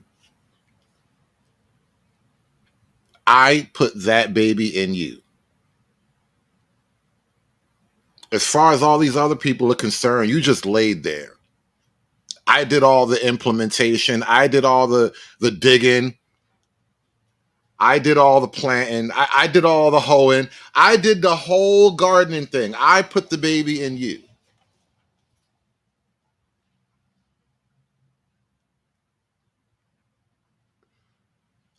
If I don't get say over the baby I put in you, then what the fuck are we even talking about? You keep it and you walk away with it. You do whatever you're gonna do, but don't ask me for shit. Because if I don't get say over the baby I put in you, then don't ask me for shit. I want to talk about your rights, bitch. Take the baby. You don't need rights. Keep the baby. You don't need rights. They have rights. They have rights. So fucking what, man? And as far as men are concerned, a lot of young men aren't ready to be fathers. And with this happening, it would put them into a place that they're not ready for. Vic, what do you think? What do you think about that? Many men I spoke to. Hold up. Young men aren't ready to be fathers, so the baby got to die? Y'all some savages. Y'all some savages. Not ready to be a father. All right, toss him out the window. Try this again in 3 months. Felt that women's reproductive rights were important to them, but not their top priority. However, the fact remains that maternal mortality rates amongst black women are exponentially higher in states with Republican-led abortion bans. As black men, our primary responsibility in this humanity is to protect Black women. Yes, it is. That's why we're here. That's not our job. That's not, I would never come to a summit about protecting Black women. I guaranteed you, if you gave away free tickets to a Protect Black Women summit, only homeless niggas gonna show up, bro. And niggas that need a couch to sleep on. And I think protecting Black women begins and ends with listening to them about what makes them feel safe. And they overwhelmingly support the right to choose what happens with their body. A majority of over 75 to 80%. So I think that it's an issue of paramount importance to us and to me. Yeah, you know, thank you. Why should men protect women who don't protect their own children? Isn't there an order to things? Isn't there like a chain to how things work? Like, I protect her, she protects the children, right? It's like we delegate responsibilities so nobody has to be overwhelmed with shit, right? But if they no longer protect the children, why am I protecting her? Because the only reason I even would consider protecting her is the children.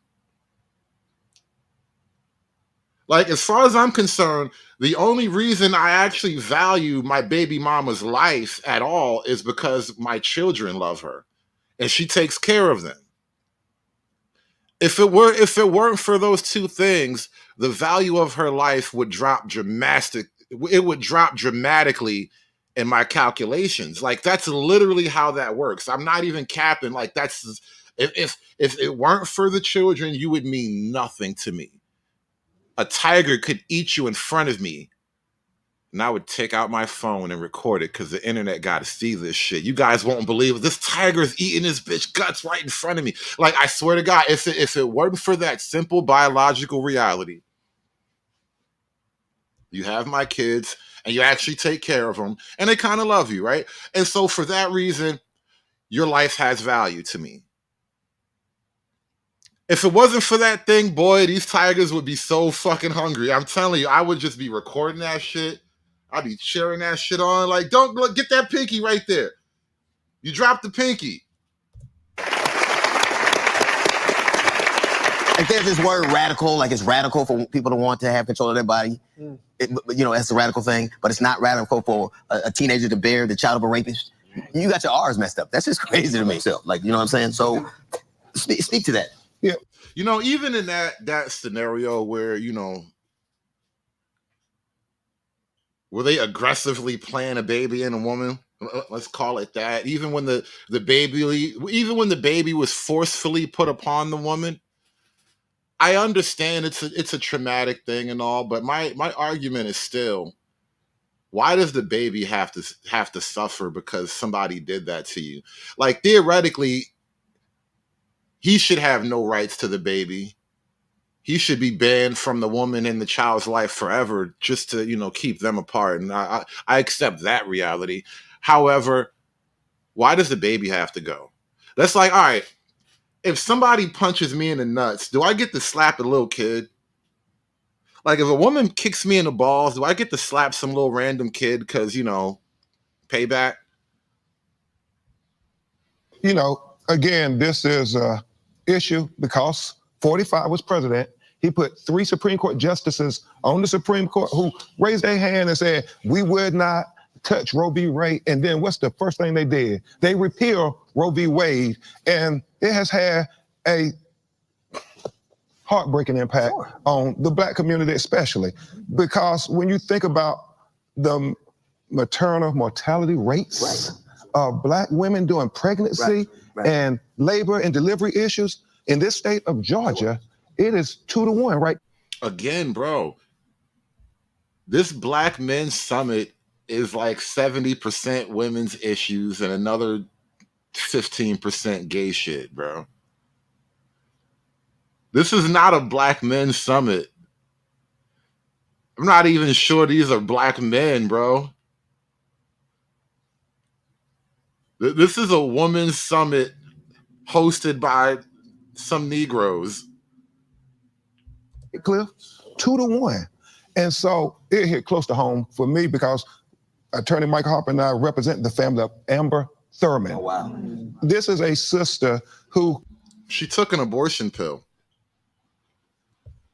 She popped the black pill and shit got dark for her, bro. DL is the first documented case that we are aware of where the extreme abortion bans actually resulted in a woman in a hospital bed with doctors who could have prevented her death. Yeah, listen, ladies, don't swallow the kill pill. It actually might kill. I know why. It's a crazy concept, but the kill pill might actually kill. But because of concerns that they would go to prison, we believe they let her suffer for 20 hours while she was vomiting and passing out and turning colors. And nobody told her family, her mother was there. Nobody told them that we're not going to treat her because we're afraid we might go to jail. And so it affects all of us, especially black men who have daughters. In fact, DL, we have Amber Thurman's father, Andre Thurman, here. Bro, all they do is lie. That's how you know this is really a woman's summit, because all they doing is lying, bro. That's all they doing is lying, bro. With us. And he can say how it affects black men more than anybody.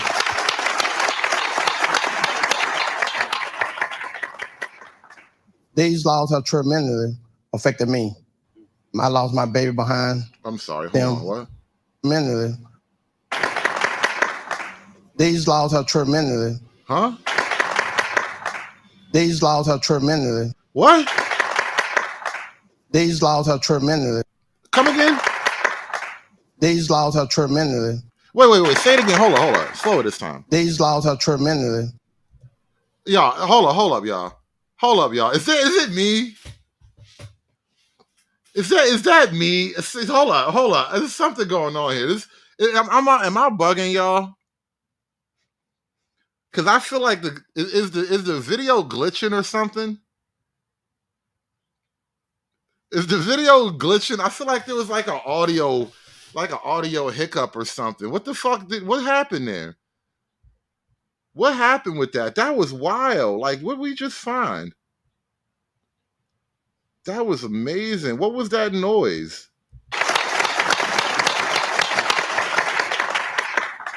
These laws have tremendously. These laws have tremendously. Mentally.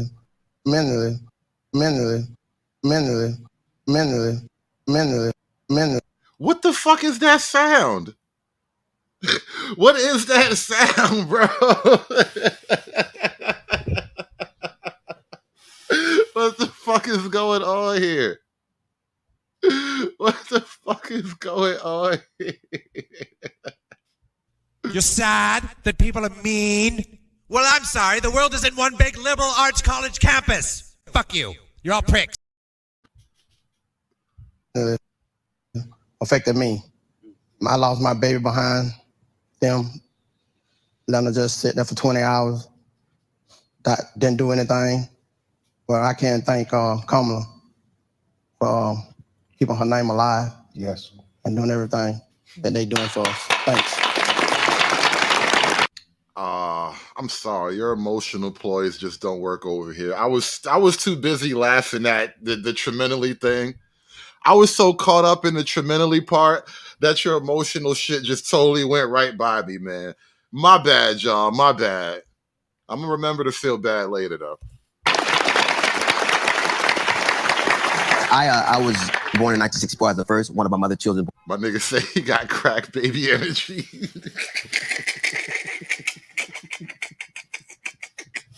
Yo.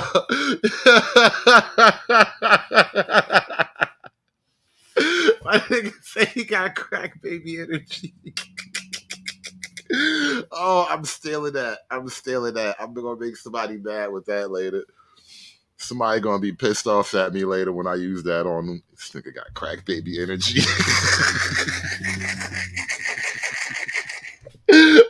It is crazy because I know in my head, I can picture a handful of people already. I could have said that about already. Like, I know crack baby energy people already. Born with the full rights of an American citizen. My granddaughter, who was born in Atlanta, Georgia, my second grandchild, she was born in September of last year. She was born with fewer rights than me. It should not be. How does she have fewer rights than you? She already has more rights than you, bro. She a fucking girl. She was born with like a 20 plus hit point advantage. Just being a girl, bro. You tripping. Niggas, I hate this lie. Like, women lives just be so hard. Like, have a vagina, I must suffer. There have to be things that we agree on. And we can't be a nation that yells freedom when 50% of our population doesn't even have freedom to have autonomy of their own person. Yeah. And as black. Yo, that's a great observation, Richard. One major takeaway from the Black Men Summit is they don't actually care about black men. They care about women and gays and abortion. And they'll talk to you about making money, but most of the women and gays are going to suck up all that money they talking about. Let's just keep it above. But they really don't care about black men. They don't really talk about men's specific issues. They talk about the Democrat platform, which is anything but male specific. It's the opposite of male specific. It's everything that is anti-male, which is, women and gays. Men, it is we know what it's like to not own your body. Yeah. Why would we want to do that to somebody else? Without understand. What do you think? How do we know what it's like to not own your body? And who doesn't own their fucking body? How do you not own your body? It's 2024. How do you not own your body? Unless you're actually in custody right now, unless you're in jail, you own your body. This is such a dumb thing. And this is, again, the power of linguistics, man. This is why the internet is such a powerful anti-left-wing tool. Is because before the internet, you really didn't have a medium to kind of twist their linguistics against them and mock them and all that stuff and have a strong counter narrative. But this is so retarded, bro. Who doesn't own their body? What woman doesn't own their body? Women own their bodies to such a degree they can make another body and kill that shit, and you can't say nothing. About what Donald Trump is doing. If Vice President Kamala Harris wasn't saying Amber Nicole Thurman's name, it would be swept under the rug. And so the choice is clear when you're talking about a woman's rights to choose. Who do you think is going to look out for our wives, our daughters, our sisters, our nieces? Oh, the reproductive justice is a black man, a black woman, a black people issue. Black men don't have reproductive justice, bro. Black men get screwed in court. How come family court isn't an issue at this Black Men's Summit? And I'm not even saying child support directly, but, wink, wink. But how come family court is not a black men's issue? I'm still waiting for any mention of the black family. I have yet to hear the black family brought up at the Black Men's Summit. I think that's fucking odd. We're almost done. We're an hour and some change into this shit. They got like maybe one segment left, and they haven't talked about the black family. You niggas don't love the black family? How dare you say that we are not interested in families in the black community? We care more about abortion than we do about black families. Because of the history that you mentioned. For hundreds of years, we were considered chattel in this country, property of other people. Right? Black women were having the children of their rapists, who were the enslavers. Right. But you know what is also part of American story? In the 1900s, the sterilization of black women. Yeah. The sterilization of poor women. What's the difference between that and this? You sterilized them back in the day, but today, they just off their own kids. It's like self-sterilization. Like, what is the big difference?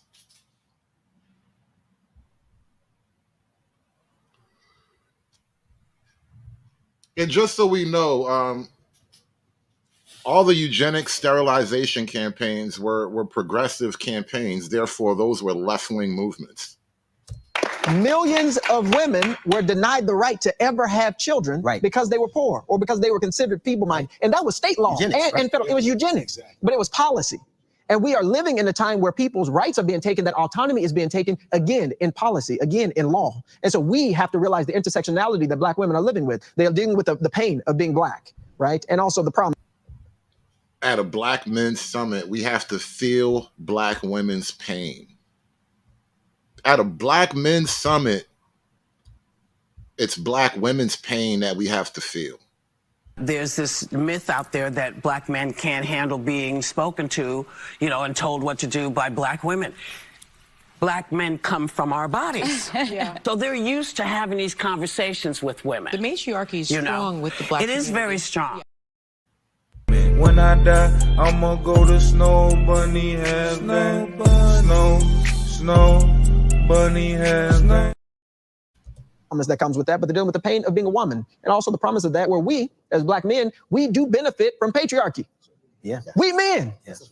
We benefit from sex. We benefit. And it's all right to tell it. That's enough. It's all right to tell it. It's all right to tell it. But then, This ain't the Oprah Summit. Stop it. Before I get to the, Nigga, it is the Oprah Summit. The fuck you gonna say, oh, this ain't the Oprah Summit? How the fuck is it not?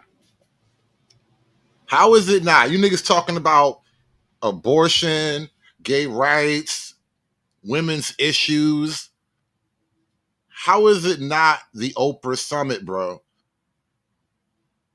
And see, oh, shout out to John. John, I'm glad you're here, John. I'm glad you're here. Because this is exactly why I kicked down the door. When I first came to your channel, because this was just like a couple days ago, and I don't know why. Oh, actually, I know why. Because I was the day before I came to your channel, John, I was over on Q Butter. Excuse me. Duck Butter. I was over on Duck Butter's channel, and I basically just said, you niggas is gay. You niggas are just gay. You know what? And I'm not even going out my way to like pick on gay people or nothing, but it is what it is. That's why you think the way you think, because y'all just gay. Then, John, I got to your channel, and I was trolling Stanley. And I said to Stanley, what's it like to be an ally, Stanley?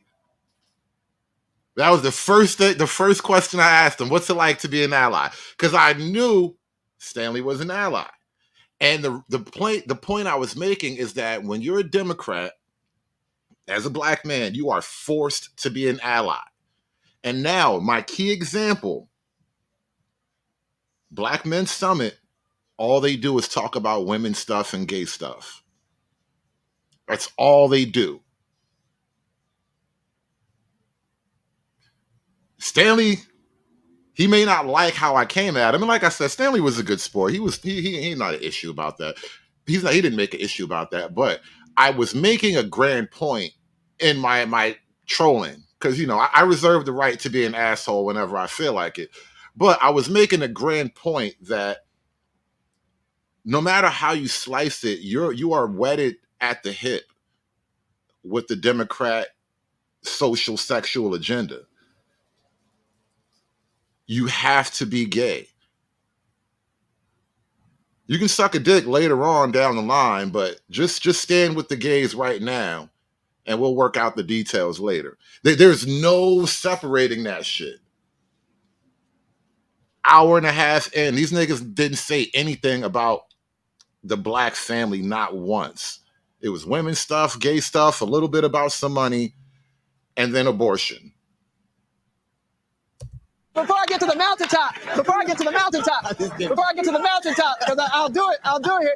Look, what comes with it is our power, and using our power to uplift the voices of those who have been made powerless. Absolutely. Michael, what is this notion that that's not an issue that is supposed to be top of the ticket, the idea that's important to us? What do you think of that? How many of us have daughters and sisters? Okay. You see all the bald dudes in here? They got. So you want your daughters to get rid of your grandkids? Is that the thing?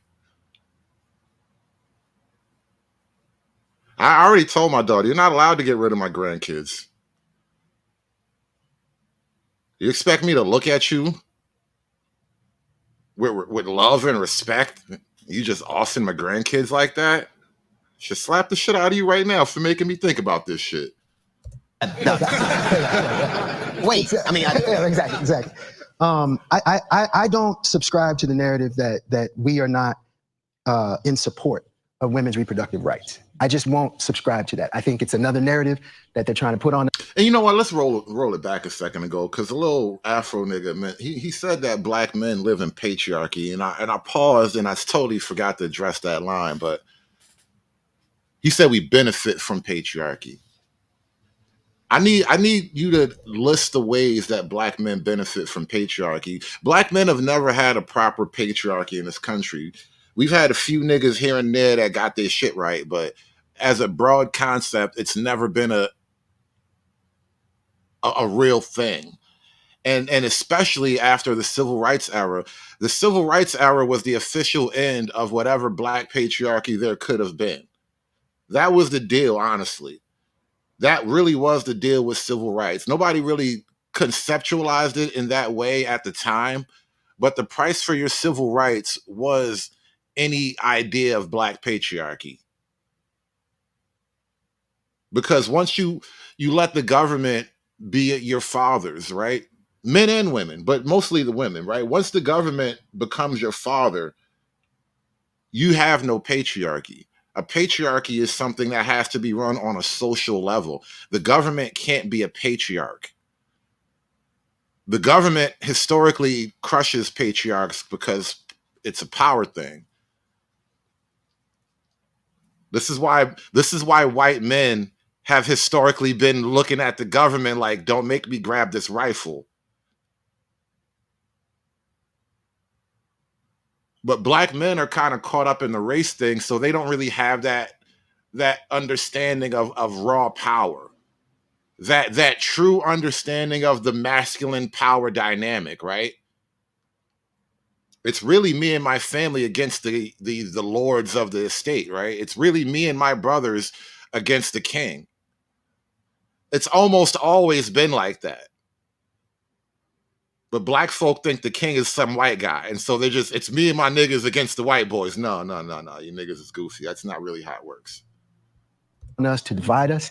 And I believe that historically the civil rights movement was accomplished by black men and black women coming together. Sure. And I believe that right now black women and black men are coming together when it comes to reproductive rights. Black men will always stand up for their daughters and their sisters and their mamas. That is a known fact. That is a known fact. So if you are one of those individuals who's thinking selfishly about this particular election and you thinking, well, I'm not really feeling this because, there's nothing in it for you. Think about your sister. Think about your daughter. Think about your niece. Sometimes it is about us, but oftentimes it's about our community. And all of the women in our community deserve better. You think reproductive rights is not your issue? All the women in our community deserve better. But what do the men deserve?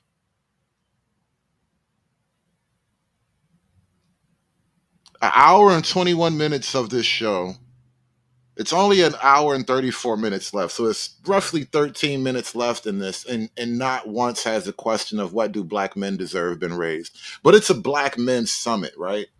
You need to think again. Stay with us. Final thoughts on what's at stake in this election for black men when we come back. Oh, final thoughts. Oh, damn. The time is now. This is it. This is our moment. When you go into your voting booth, you can either promote or fire any elected official that you want. I think we have this expectation that we have to be in love with the candidate. And the reality is we are facing an election for democracy versus a dictatorship. More of the BET Black Men Summit in a moment. You guys want to have a panel? We got to institute a PANA tax real quick. I think I can do about an hour and a half of a PANA. We might run this to about 2 p.m. East Coast time. Let's get to these closing thoughts here. Throw a dollar in the hat to open up the PANA, y'all. We got to get this PANA going. I know you guys have thoughts on this Days away, and I want to allow some of our guests. Summit. Days away, and I want to allow some of our guests to share their final thoughts and their call to action. So, Brother Crump. DL, when you think about Project 2025 and the way they have told us what they're going to do to kill the future for our black children, our sister Kamala Harris becoming the president of the United States gives us the best chance for having an equal opportunity at the American promise of life, liberty, and the pursuit of happiness. How you just shift from the abortion conversation to we're all about life? How can you be about both things, life and abortion? How can life itself be a principle and women should be able to terminate a pregnancy whenever they feel like it? And not just like a microscopic pregnancy. They got pregnancies up to like 9 months. They damn near sucking toddlers out of bitches, bro. But they care about life. You are sucking toddlers out of bitches, but you care about life, though.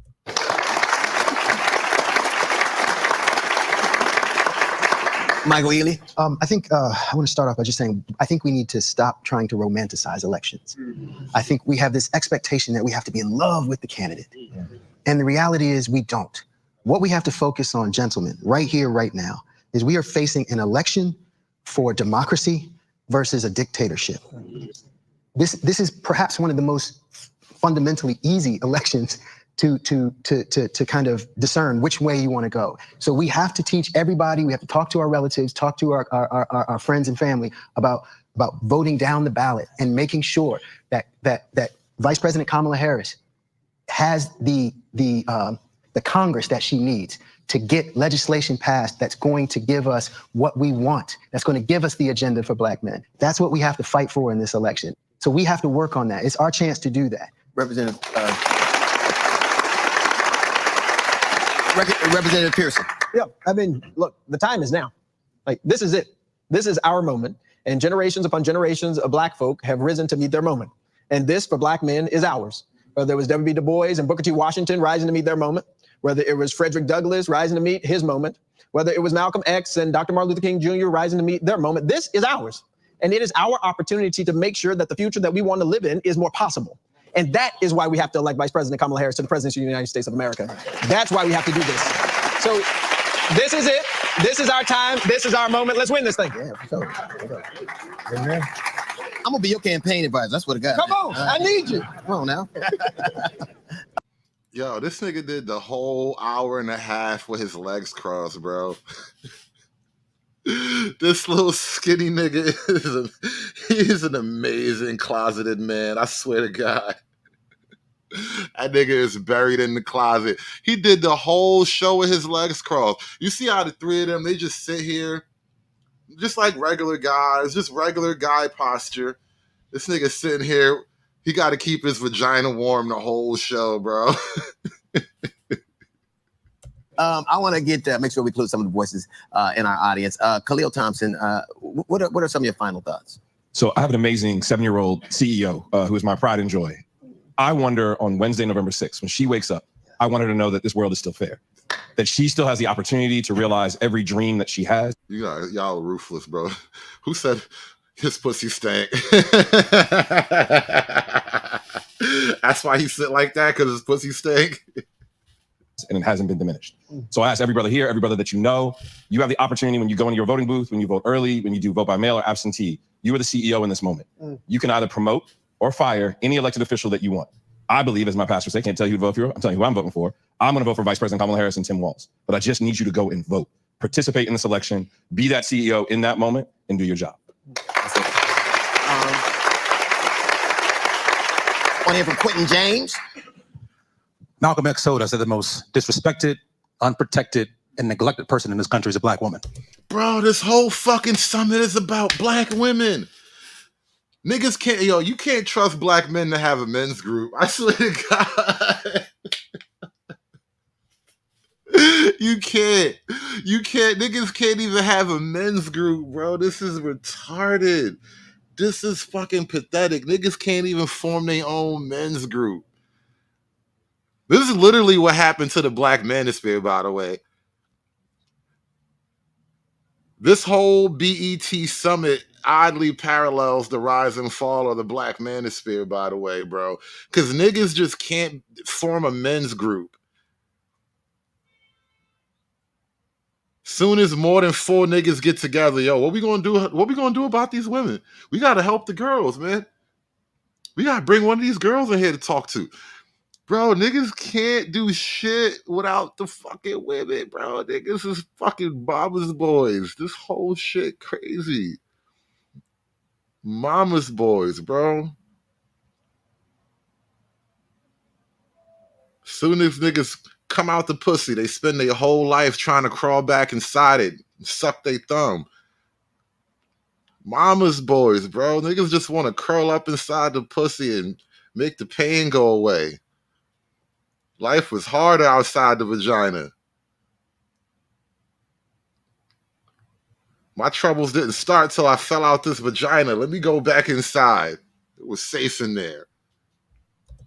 We watched Donald Trump call my Howard alum sister, Vice President Kamala Harris, my AKA Divine Nine sister Kamala Harris, a bitch. If that pisses you off, brother, I need you to do one thing. Oh my God. I hate niggas that complain when you can use the word bitch. Of all the things I say, you really gonna let the B word dry up your vagina, bro? Jesus Christ. Go to votetolive.org, find out what's on your ballot, where you need to go vote, and actually get a free ride to go vote if you need an Uber to get to the polls. We're providing that for you. Go to votetolive.org. Let's protect our black women to show up to vote. I ain't wasting my vote on no bitch, nigga. What the fuck? I only got one of these shits, man. We might not even get another one 4 years from now. This might be the last one.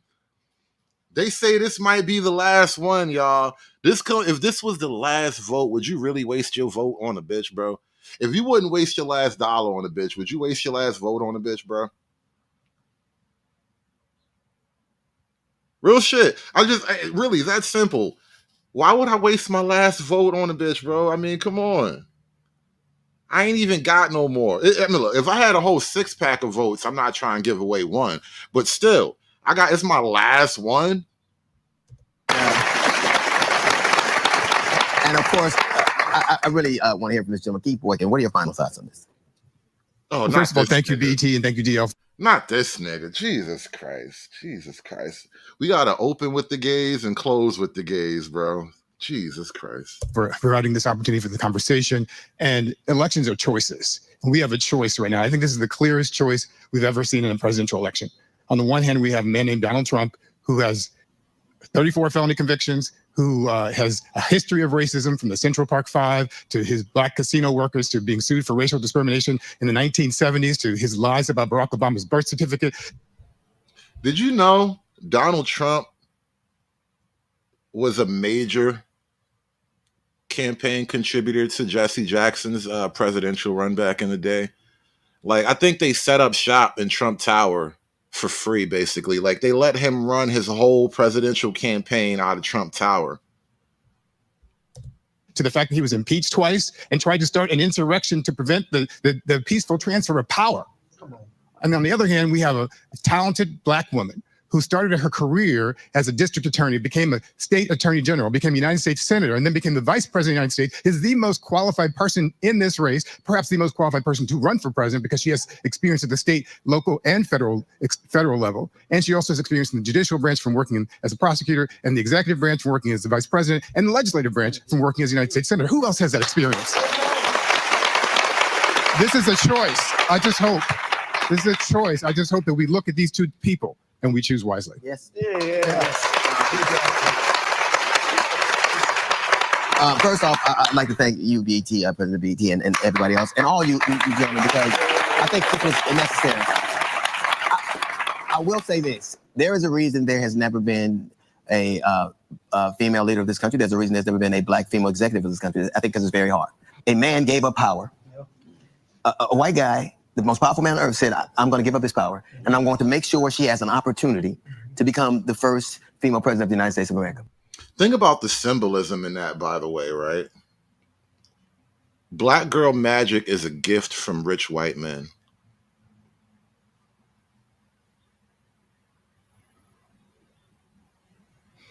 And as for all the black women who want to take cred, you know, they want to feel empowered and all that. The highest you could ever imagine yourself being is because some old rich white guy just gifted you the position.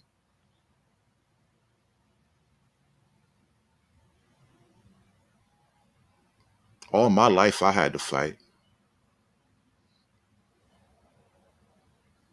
Old rich white guy ain't never give me shit. I couldn't take it from him anyway, because rich white guy want to offer me something. He gonna try to touch my butt. Must be nice to be a girl, huh? That never has happened before. It is divine presence. It is divine. And it's what we do in this moment, as you said, President Pearson. It is what you said in this moment. It is what we do now that we will judge by. So thank you all very much. I'd like to thank you guys for watching. A shout out to the Black Economic Alliance for their research for this special. The conversation continues on BET.com and BET Social. Thank you guys. Thank you all so much.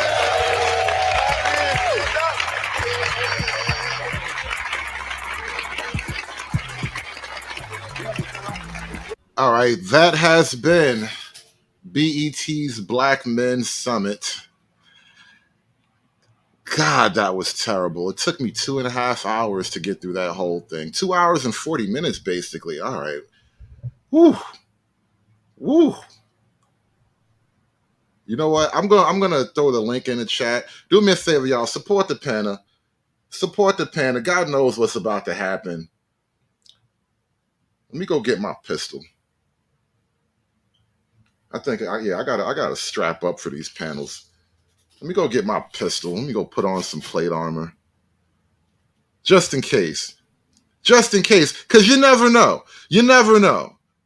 Shout out to Dennis with the $5 Cash App. Thank you for supporting the panel, y'all. Thank you for supporting the panel. Make sure I get me a fresh box of ammo, too. Oh, yeah. What happened to your sheriff? There is powerful niggardry at work here. Shout out to Sabir Plumbing with the $25 Cash App. Like, share, and subscribe, y'all. We are dropping a panel link momentarily. Be like Sabir, y'all. Smash that Cash App button for me, y'all. Hulk! Smash!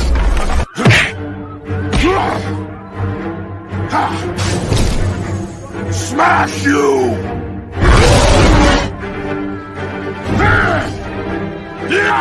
You make Hulk angry. You not like Hulk angry. Hulk no like fighting girls. Ladies and gentlemen, we are going to take a brief interlude. Because, frankly, I want some biscuits. Taste the biscuit. Taste the goodness of the biscuit. Taste the honey sauce. Taste the goodness of the biscuit with the honey sauce. Don't get that honey sauce on me. I don't like the way it tastes with my chicken wings. Taste the biscuit. Taste the goodness of the biscuit. Taste the butter spread. Taste the goodness of the biscuit with the butter spread. To get your butter spread all on me. I don't like the way it mixes with my mac and cheese. Cause when you're at KFC, you got that special sauce to stir my curiosity. Just give me a 5-piece meal. Oh, what a deal. A big old box, it's all for me. You know I'll take coleslaw on the side. I could tell you wanted to try the potato wedges.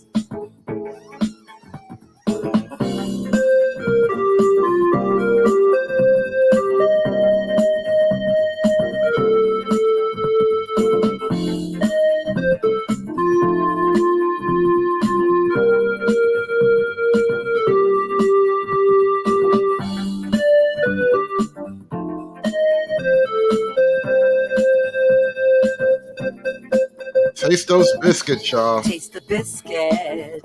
Taste the goodness of the biscuit. Taste the honey sauce. Taste the goodness of the biscuit with the honey sauce. Shout out to True Hype with the $5 cash app. Get your honey sauce on me. I don't like the way it mixes with my chicken wings. Get none of that honey sauce on me. Shout out to Denny with the I don't $1 like the cash way app. it tastes on my chicken wings. Need some chicken wings too. Take us out, Moose. Sounds like Taste the biscuit. that actually sounds like lunch. Chicken wings and biscuits. I don't want no Popeyes though. I gotta find me a good spot. Anyway. Welcome to the show, y'all. We got us a panel going. We've been watching the BET Black Men Summit. I've been calling it the BET. No.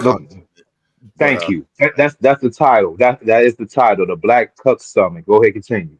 Yeah, the Black Cuck Summit, because that can't be black men. If those are black men, then I don't want to talk to none of you niggas. If those are black men, the white man got nothing to apologize for, okay? That was the BET Cuck Summit. That was some bullshit, goddammit. But welcome to the show, gentlemen. We got Mr. O with the info. We got True Hype. We got General Dave on the show. Mr. O, you first up. So first thoughts, man. What do you think of this BET Summit here? What should we begin? All right, first of all, we got one of the weakest links of the Kings of Comedy hosting the so-called summit by the name of D.L. Hughley. Then they keep on using these gone ass niggas from legacy media, whether it be from these news correspondent outlets like your boy Keith Boykin, the other limp wrist gone ass nigga they've been buck dancing for Kamala and Joe Biden lately, or even our so-called Chicago guy Vic Mensa, who basically want to go ahead and revamp his image after basically getting jammed up with them sex charges. We've noticing that a lot of you dons, you bootleg divine nine ass niggas that's been caught up in Diddy, Epstein, or any other quote unquote lascivious behavior in recent months and years. Y'all all supporting Kamala Harris, but every red-blooded, strong, hot testosterone man of any race is backing Donald Trump. I'm trying to figure something out. Again, We figured it out earlier. We figured it out. I don't want to play the video again. Go ahead. No, I'm just saying we figured it out earlier. I'm not gonna play the video, but we know why. But go ahead, finish, Mr. And then y'all bring out y'all proverbial new. This is the new black civil rights leader, Ben Crump. Y'all about to make him into the new Reverend Al Sharpton and Jesse Jackson, and which he said in this Cuck Summit that he wanted to defend the women's abortion rights, but he wanted to preserve life at the same breath. Like what kind of double-minded bullshit are they trying to go ahead and put out to the masses? Hood, True Hype, General Dave, and people in the good chat on both channels. Remember, I was saying this before. I'm gonna give you the mic real quick, True Hype. I was saying this before. The term is forced allyship. All right, you heard it here first, ladies and gentlemen. That's me. We create a lot of words here. Forced allyship is what you're seeing play out. In order to be a part of the Democrat Party as a man, you have to be an ally to all this other weird shit. And as a man, that just doesn't really sit well with me. So I can't sit with y'all niggas. But go ahead, True Hype, you got the mic. Life, liberty, and the pursuit of happiness. It's interesting he used those particular words, right? So how the hell are you supposed to pursue happiness if you don't have the opportunity for life? Yeah, that was a wild contradiction. The hypocrisy knows no bounds. Yeah, I'm like, yo, like you cannot tell me you're a fan of the Constitution and talk about how Trump's going to suspend the Constitution, but then at the same time you're talking about Roe v. Wade, which was antithetical to the Constitution because anything that is not expressly written in the Constitution is a state's right. If you're for the Constitution, you're for federalism. These people are lying. They lie left and right. It's a simple thing, obviously. That's why they have to lie, because it's so simple. Yeah, and it was meant to be super simple, man. As like, you don't want this overarching federal government. As a black person, you don't want an overarching federal government. If you believe the white man's keeping you down, why would you want the federal government with thousands of white men in between you and your decisions? But It doesn't make any sense. Black people have like a hero complex with the federal government because of the civil rights and all the racial atrocities and all that happened back in the day. Black people see the federal government as stepping in to stop the white man from genociding black folk. Like that's literally the idea of it. Like Mississippi Burning. You guys ever see that movie? So like, you have to bring in the feds to stop these white men from being racist to us, right? So a lot of black folk from that boomer era, they feel a level of like indebted. They feel indebted to the federal government in some way. Like if it wasn't for the feds, the white man would have genocided us. Now, that was Hollywood. I don't know how actually true that was, because obviously I question all of the civil rights narrative, but that's kind of what that allegiance comes from. Yeah, but every year the Fed set a bunch of brothers up and other people too, right? And others like that Kamala Harris band deal. They set a bunch of people up. So I'm like, I'm a little bit like on the fence about the death penalty now, because do you really want the federal government to get it wrong? You know what I'm saying? Yeah. In theory, I would like it, but you know what I'm saying? Like, if they get it wrong. And like the federal government gets a lot of stuff far too wrong, far too many times. Albeit that's going to be an issue for me. You know what I'm saying? Absolutely. Man, I'm just like, and because I've actually like I've been around it and I've seen the bureaucracy and like how little actually gets done in spite of some of the competent people that are there. Look, I don't have that same affinity for the federal government to be like, you know, all knowing, all seeing, all doing, and do all this good. You know what I'm saying? Because at the end of the day, it's just a bunch of like people, and people are flawed. You look at the government like a proper white man, and then so do I. I want to move the mic to General Dave real quick, man. What's going on, Dave? What are your thoughts on this the Black Cuck Summit? Yeah, you had it right. It's a cuck summit. The only person on that panel that I give a lot of respect to is Benjamin Crump. If something should happen to me under mysterious circumstances, please call Mr. Crump so he can get my family paid. Dave, we kill you every episode, but we'll keep it on speed dial. But go ahead. We're not gonna kill him in his post death bag chase. Let him chase the bag when he died. You know what I'm saying? We was gonna kill him anyway. Let him get the bag when he dead. So out of everybody, and here's the thing. So Crump is really the only person I would even listen to. What pissed me off, and it's tough. I had to accept it, man. Y'all finally got to me, man, because you know, I'm finally coming around. Like, I never thought Dirty was right on this, man, but he's right about the definition of black now and what they're trying to paint that as. You know, are you tired of being gay now? That's a trick fucking question. You almost had me there, boy. That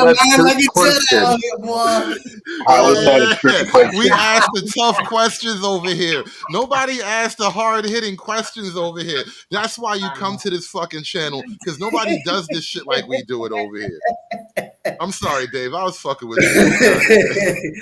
But just in general, this is from a non-voter, because if on what the Democrats are saying is you have to vote, or because this is the only way that the Constitution's and my inalienable rights are even going to be enforced. And if it comes down to that, then I'm leaning towards the fuck around and find out part, you know. And, you know, y'all, it took a while, but it's like, wait a minute, if all of this shit is happening under y'all leadership, like if the police crime is the problem and most of us are in the cities and most of these are Democrats, then isn't this kind of y'all problem? You know what I'm Police crime? What the fuck is police crime? No, hold Calm on. down, Trey, Dave man. is I know doing a you finna pattern. go full coon. No, He's what noticing, is bro. police crime? You need You to. don't remember? Okay, I'm No, muting, hold man. on, Let him Trey. go full coon. He can't go Trey, there. you fucked up I'll wait Imagine. last. I'll go. This is like Okay, that okay. scene in the Matrix where Neo was fighting with Morpheus, and they were like, he's starting to believe. Like he's No, starting to notice, bro. Don't disturb the noticing. it's It's more a like the delicate movie about the moment. retarded kids, man. That speak their first words. This is a delicate moment here. Don't fuck it up. So really, for me, my main issue, all of these things were just add-ons. My main issue was I remember in Chicago when they targeted a 3-year age group and closed all their schools to balance the budget for CPS so that everybody can have their pensions and everything's all good. I think it was to the tune of 250 or 275 million. Okay, wait, Dave. Who was they? The Democrat, oh God, which was put names on. Why dirty get to ask this dumb nigga questions and I don't? Dirty know the names. Who was Dirty know the names. the one with Barack? I know this is about to be a Chicago thing, but go ahead. No. It's was not it the Rom Chicago or thing. was it Daley? It was Rom under the but it wasn't Rom who did it. Hold on, let me finish this then. It don't matter. Actually, it was Daley. Let the monkey cook. Let the monkey cook. It don't matter. But when it came down to this illegal immigration, and they spent the city's money, and we're in the deficit for $500 million, and I gotta sit around and take all the disparagement and jokes about that same cohort that's sacrificing is doing a lot of this crime now. It's 10 years later. So for me, that was this whole thing about we can't do for you and we're broke. Miss me with basically. I'm done. And, I doubt if I vote for shit. Like I'm in my fuck around and find out. Like if voting, Dave said he in his fuck around and find out. Real talk. Like this Gen X shit. Like let all of these boomers. Let them do this thing on their last hoorah, figure out what you can fix, but we already know who up next. And why does straight nigga gotta be Gen X too? Thank you, Slick Rick, in the chat. Look, Dave, Good, I was good, trying to dirty help folk. you. I was trying to help you get that. Nah, I wasn't even gonna talk yet. I want him to put a name on it. Karen Lewis, Natasha Thomas, Natasha Dunn, who that fat, light skinned, ugly motherfucker, dreadlock, ugly and every. We ain't gonna take over this panel with Chicago. I'm not. When you said they, finish what you're saying. Go ahead. when you said they destroy education for their kids, they made it more dangerous for their kids to make it to a safe school. They made it. They is black women. You named two men. You said Rahm Emanuel and then you said Daley Orban. No, black women. Teachers Union is Teachers Union and the 404 Union are the most powerful unions in America. Yeah, but it's still the Democrats. So fat bitches. It's still the fat, ugly black bitch. So I'm sticking with. Let me jump in for a second here, and this is a great point because that's the difference between the BET $1 million budget Black Men Summit versus a handful of niggas over here in the gulag. We talk about black men stuff. We get right to it. These black women are fucking up the game, and we know their names. But meanwhile, on the BET panel, it's all cape for black women, support black women. You gotta love black women, black women, black women, black women. You learn your masculinity from a black woman, bro. That's just so lame. It's just so lame. Anyway, go ahead, dirty folks. We gotta move. Go ahead. Dave ain't dying yet. Dave ain't dying. Dave's strong right now. We ain't killing Dave. Dirty folks, you got the mic, bro. Nah, I don't want the mic yet, bro. I'm gonna let y'all be great. I was trying to help Dave with his recovery. Cause like Dave was almost there, like, you know what? Fuck these bitches. And he say, who fought it? What's their name? What's it? Like you do the Tupac. Well, I'm just gonna tell you. Say their name. You trying to get me somewhere? I'm way past. I haven't. No, you're not way past. I don't deal. No offense, but I've so past it to I say, you know what? The solution is for me to leave them alone. I ain't been. No. I still gotta kill you. I still gotta kill you there because I'm not even worried about that. I'm not in the whole community. Let's move on. I'm free. Let's move past this. Let's move past this. I want to get the trade MBD real quick, man. What's going on? What do you think about this Black Men's Summit? Oh man, you know me, man.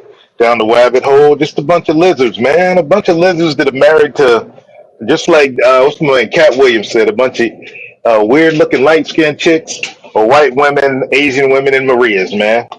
That's all you got a panel full of up here, man. Dudes just, with a bunch of real guys in the audience that don't have no clue, that been raised by their mama, but just a bunch of pandering, man, to kill more babies and stuff like that.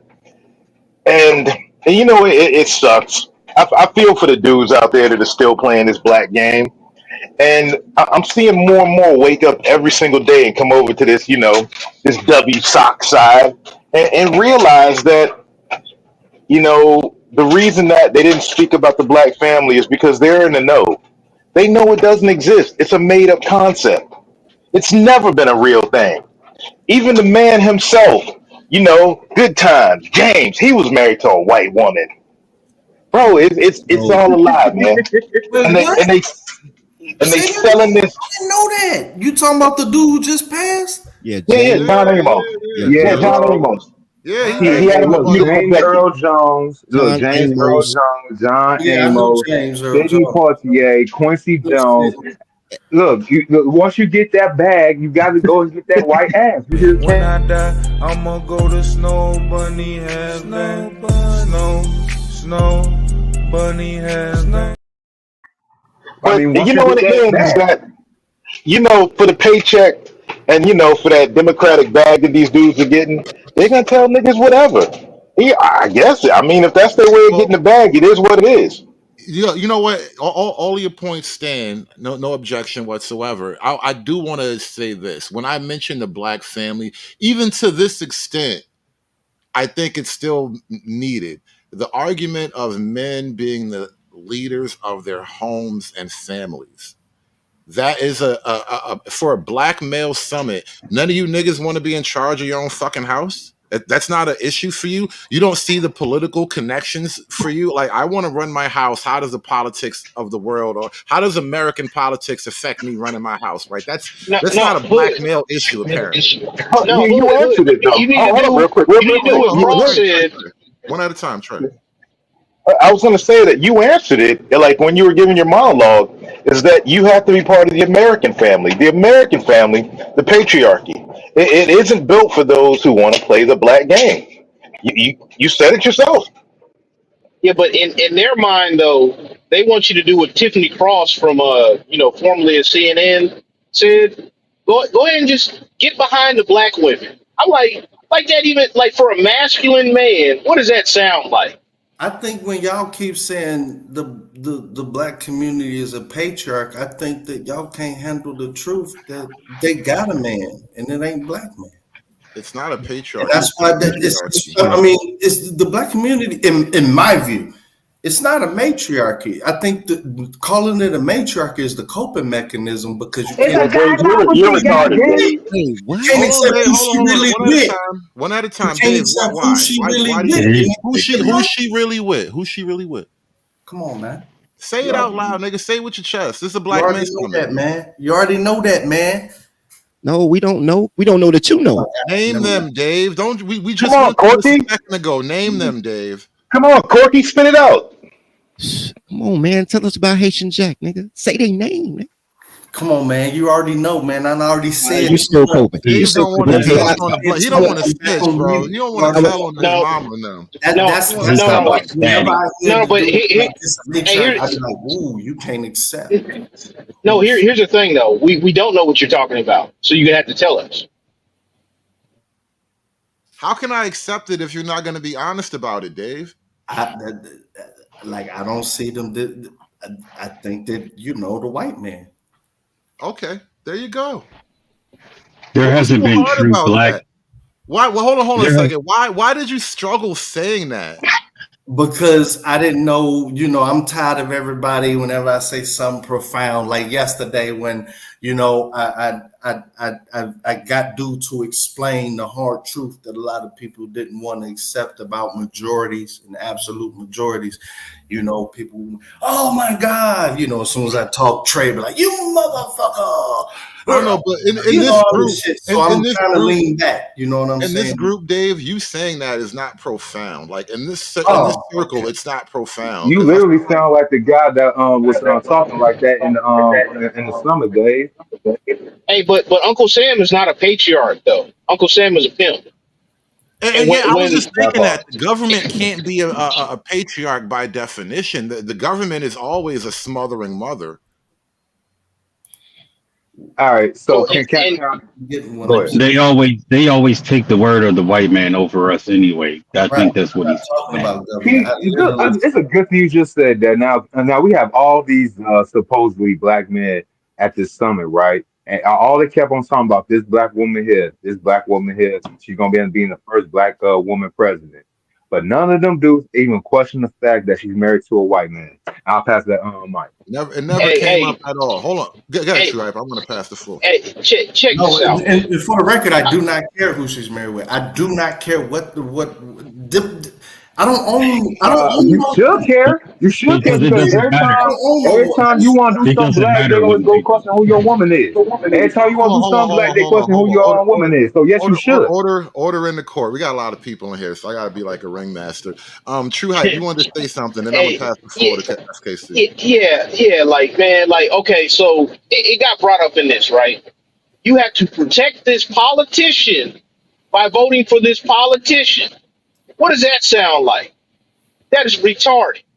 And I'm like, I have to, as me as being a pragmatic person and should be skeptical of anybody wanting power. It's not my duty or responsibility for them for me to bend to them. It's the other way around. And if you want power, you have to present something that's in it for me. I am absolutely going to be selfish when it comes to my vote or my time or any kind of energy that you want from me. We ain't in this together. I don't know you. Big facts, extra big facts. SKC, I'm gonna pass it to you, and then I'm gonna kick back to Dirty Folks because you kept passing the mic. So SKC.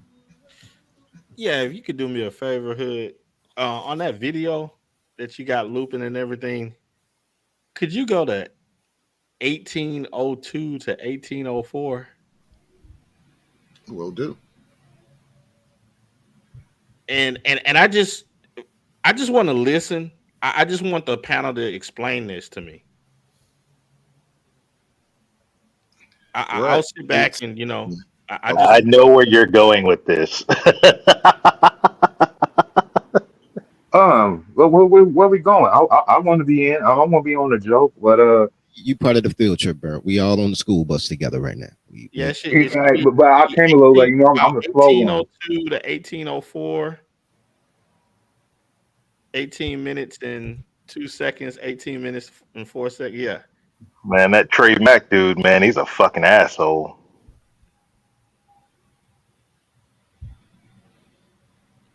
I hope I got the same video. I don't think you have the same timestamps I have.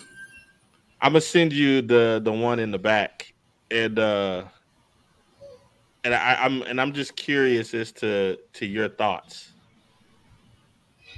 Let me get it in. Pull up a link and share your window or whatever, because I think your timestamp is different. Maybe you're watching the timestamp on my show instead of the actual video. Oh, okay. Yeah. Let me go ahead and do that then. I'm like I said, I'm just curious. I didn't know what I was seeing with my own two eyes, so I just Are you talking about the dude with the crown? Is that what that is? There's a nigga in the crowd. He got like a golden thing on his head. Or is it Tierra? It's a nigga with a crown, bro. I meant to say that.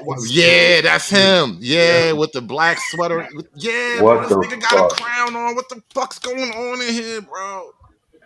Are you serious? SKC, I think you got the controls. Yeah, I don't know. I just, I saw him wonder. I saw him a couple of times in the crowd. I meant to comment on him, but my mind kept moving past it. But I noticed that guy, like, bro, what's up with this dude right here? Hey, did they film? Did they film this in Atlanta? I think so. Yeah. Then that doesn't surprise me one bit. You'll see all kinds of wild shit like that in Atlanta. Yeah, Atlanta's like the New York City for gay niggas, bro. Wait, when It did don't DC? surprise Wait, me. when did they go to Atlanta? Because BET used to be in DC, which ain't no better. But I'm just saying, when they go to Atlanta. No, it's just that they got some wild stuff going on. Dudes dressed like women, dudes kissing each other on the sidewalk. They got all kinds of wild stuff going on in Atlanta. I mean, that's just Atlanta been like that for 30 years, man. I know it. I know it. It's getting worse every day. Hey, but to be fair, the reason why they're filming probably so much stuff in Atlanta is because the production companies moved there because the costs are so much cheaper. Cost of Well, plus living, land, all that stuff. Yeah, Atlanta's and just Brian symbolic. Kemp gave him some tax breaks to come down there too. So I'm just wondering, dirty folks, Mr. O, See, True Height. okay, I'll answer that. Can a dude hang around you with a tiara on, man? Absolutely fucking not. No. You know what? I would like to answer your question. No, but you know what's so funny about that you say that, because I'm arguing with gay dudes for 2 days who support Kamala, right? Now they not officially gay, but one's a boomer and the other works for the school district, so I just assume they gay. Bro, me too, bro. That's why I said I didn't work through all the logical calculations and shit. I didn't filled up like 4 whiteboards, and I just come to the conclusion like y'all niggas are just gay. So I had one guy tell Do me, they identify as black and they gay? right? So 2 days ago, I'm listening to a dude tell me that Kamala is pro family, and I wasn't even trying to argue with him about it. I was like, "Yo, bro, her whole platform is abortion. Like, even when she talk about global warming, it's like, we'll have healthier air if you kill more babies because it'll be less carbon in the air." Like, bro, I don't know if she really pro family like that. And he cussed me, "Oh, you just a Trump lover. You hate women."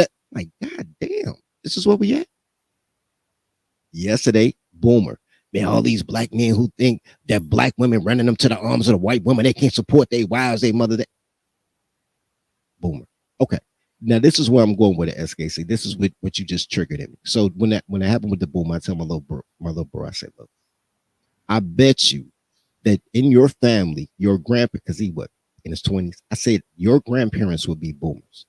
I bet that one or both of your grandparents were on drugs. He said, yeah. I said, I know because they black. I said, man. He said because they black. I said, no. Work out the math. The math be math, and niggas be mad at me, but the math be mathing, right? I'm gonna work it out on paper. I say every decade you get your own designer drug. Every decade, right? Yeah. You get your own designer drug and your new just for your age group. Yeah, you're right about that. Right. You know what I'm saying? Yeah. 70s Like heroin. right now, pink cocaine is the drug of choice, the designer drug of choice. You right. 80s cocaine, late 80s, 90s was crack. Then you went to X pills and Percocets and Molly and every decade, right? In none of those decades have I hung out with the designer drug. Like, there's no, like, I could never say in my genre, like, yeah, I hung out with them crackheads, but I didn't do crack. Man, I hung out with all them niggas popping lean. Like, we the reason that Benadryl had to get locked up at Walgreens, nigga, but I ain't on that shit. Like, no. Benadryl, I remember that. Like, no, I don't move with them type of people, right? But those type of people move with those type of people and then say that, man, we all black, something wrong with you. Because, I suck dick, but I'm not gay. It's androgynous. What? No. The way that they play with words, bro. Well, even just so Atlanta got a walls mural. Yeah, I was about to speak on that because is that really in Atlanta then, huh? It may be shit. They got a wall mural in the hood in Atlanta. They on some other shit down there, bro. I wouldn't be surprised. Yeah, it makes perfect sense that would be in Atlanta, man, because it is a gay city, right? So, And for some reason, not only Atlanta's turned to one of the most, I mean, it's been one of the gayest black cities, but it's also turned to one of the blackest cartoon cities that I have seen in recent memory. Because I've seen Jermaine Dupri literally dressed like a fucking Riddler on his damn cut stomach. And actually, like maybe 10 seconds before this, like there was also a Kamala mural as well.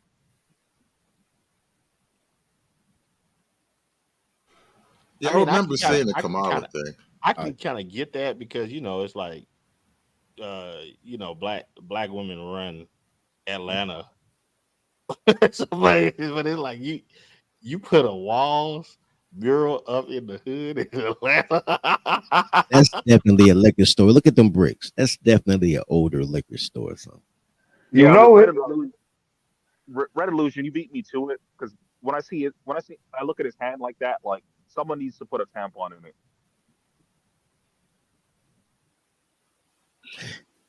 Let me go to hard work real quick, man. What do you think so far about this Black Men's Summit? Well, it's the same old shaming language that they've been doing forever, trying to get people to get on board the plantation train once again. But I'm gonna tell you like this: the Democrats are desperate because this wouldn't have been needed, 8 years ago or 12 years ago when Obama was running. And all of a sudden, now they got to get everybody and their grandma to start cracking the whip on black men because we didn't see the effects. And the bad part is we got the new generation coming up that has lived through seeing grandma go through it, they mama going through it, and now a lot of them are saying, hell no, I'm not going through it. I got two sons. Neither one of them are even close to being Democrat, no matter what they try to push into school. My two kids push back on it every chance they get. But they also don't try to pull a whole lot of that crap where I live either, because I live in Tennessee and we don't play that. So yeah, I'm here too, man. I'm here too. I'm actually on the way to the airport, man. That Justin dude, man, disgrace. I can't believe people take that dude serious, man. He was one of those dudes. You remember in the wintertime when they was trying to kick the two young dudes out of Congress up in Nashville? He was one of the dudes. Nah, it was him and that other dude looked kind of Hispanic, and then that white chick, whatever that you remember the mayor of Nashville that got kicked out for sleeping with the security dude and giving him overtime and all that. Yeah, like Barry Barry, right? Megan Barry. It was Megan something, but she trying to take that chick's suit. No, It was like Tennessee. It's Tennessee. it was somewhere. Tennessee. Yeah, like Nashville. Yeah, apparently that chick's like she's on the ballot for that chick's position. I just can't believe he spent that whole like 2 hours or whatever with his legs crossed, bro. He did the whole. Well, when you don't have nuts, you can do that. No, about to say, bro, no balls. That shit, I ain't never see a nigga sit like that for that long, bro. Like, damn, he ain't even like, the masculine way a dude cross his leg. He put his foot all the way on top of his knee. He didn't even do that shit. The nigga just straight up crossed his legs like he wear high heels and a mini skirt. And you know what's funny? One of the black dudes who was a Democrat, right? That wasn't for abortion and all that stuff. He got primaried out like about 2 cycles ago. And I remember I was talking to him and I was just like, because he was even having trouble then, like supporting his party. And he was bucking back against like certain stuff, but because he was historically a Democrat, he was a Democrat still. And then they did him dirty, man. Yo, let me pass the floor to Andre 420, bro. What's going on? What are your thoughts on this Black Male Summit, man? That was good. Like, what up, man? I missed like the first hour of the stream or whatever. Yeah, I missed like the first hour of the stream. I missed it like maybe about like the first hour of the stream, but from what I caught from it, like I'm not surprised at all, especially if this is BET. Like the whole conversation was gay. All them niggas look gay. And I mentioned in the chat earlier that nigga with the afro, he probably the gayest one up there. And it's like the dudes they interviewed, all gay. Like, but like I said, I'm not surprised at all. Free Zone Lou, man. What are your thoughts on this Black Male Summit here, man? The Mago Mulatto meetup. It was. I mean, well, first off, man, hey, shout out to Mr. O on the screen. You know what I'm saying? Getting you 2K inside. Shout out to you, bro. BET, I mean, it went as expected for BET. And they had all the regular characters there. As usual, DL sounding like a comedic Roland Martin, which is funny because Roland is funnier than DL. I don't know what the fuck Michael Ealy was doing up there, but Just a bunch of maggots. That's all. They just needed a light skinned nigga. Yeah, You always yeah. The need at least quota. one light skinned nigga, The bro. quota. Right. The quota. That way we don't look You like know, we but discriminating and shit. Can I ask a question? Yeah, Jeremy Williams wasn't available, so they go with Michael Easley. But go Because ahead. most of y'all colors, except Trey. Trey is not a color. Trey. I'm white. swarthy, sir. Fuck you, good sir. I'm No, swarthy. you Already. you dark as shit. But look, here's what I'm going with. Is there any other group that lets their minstrels be their spokespeople? No, that's exactly the problem.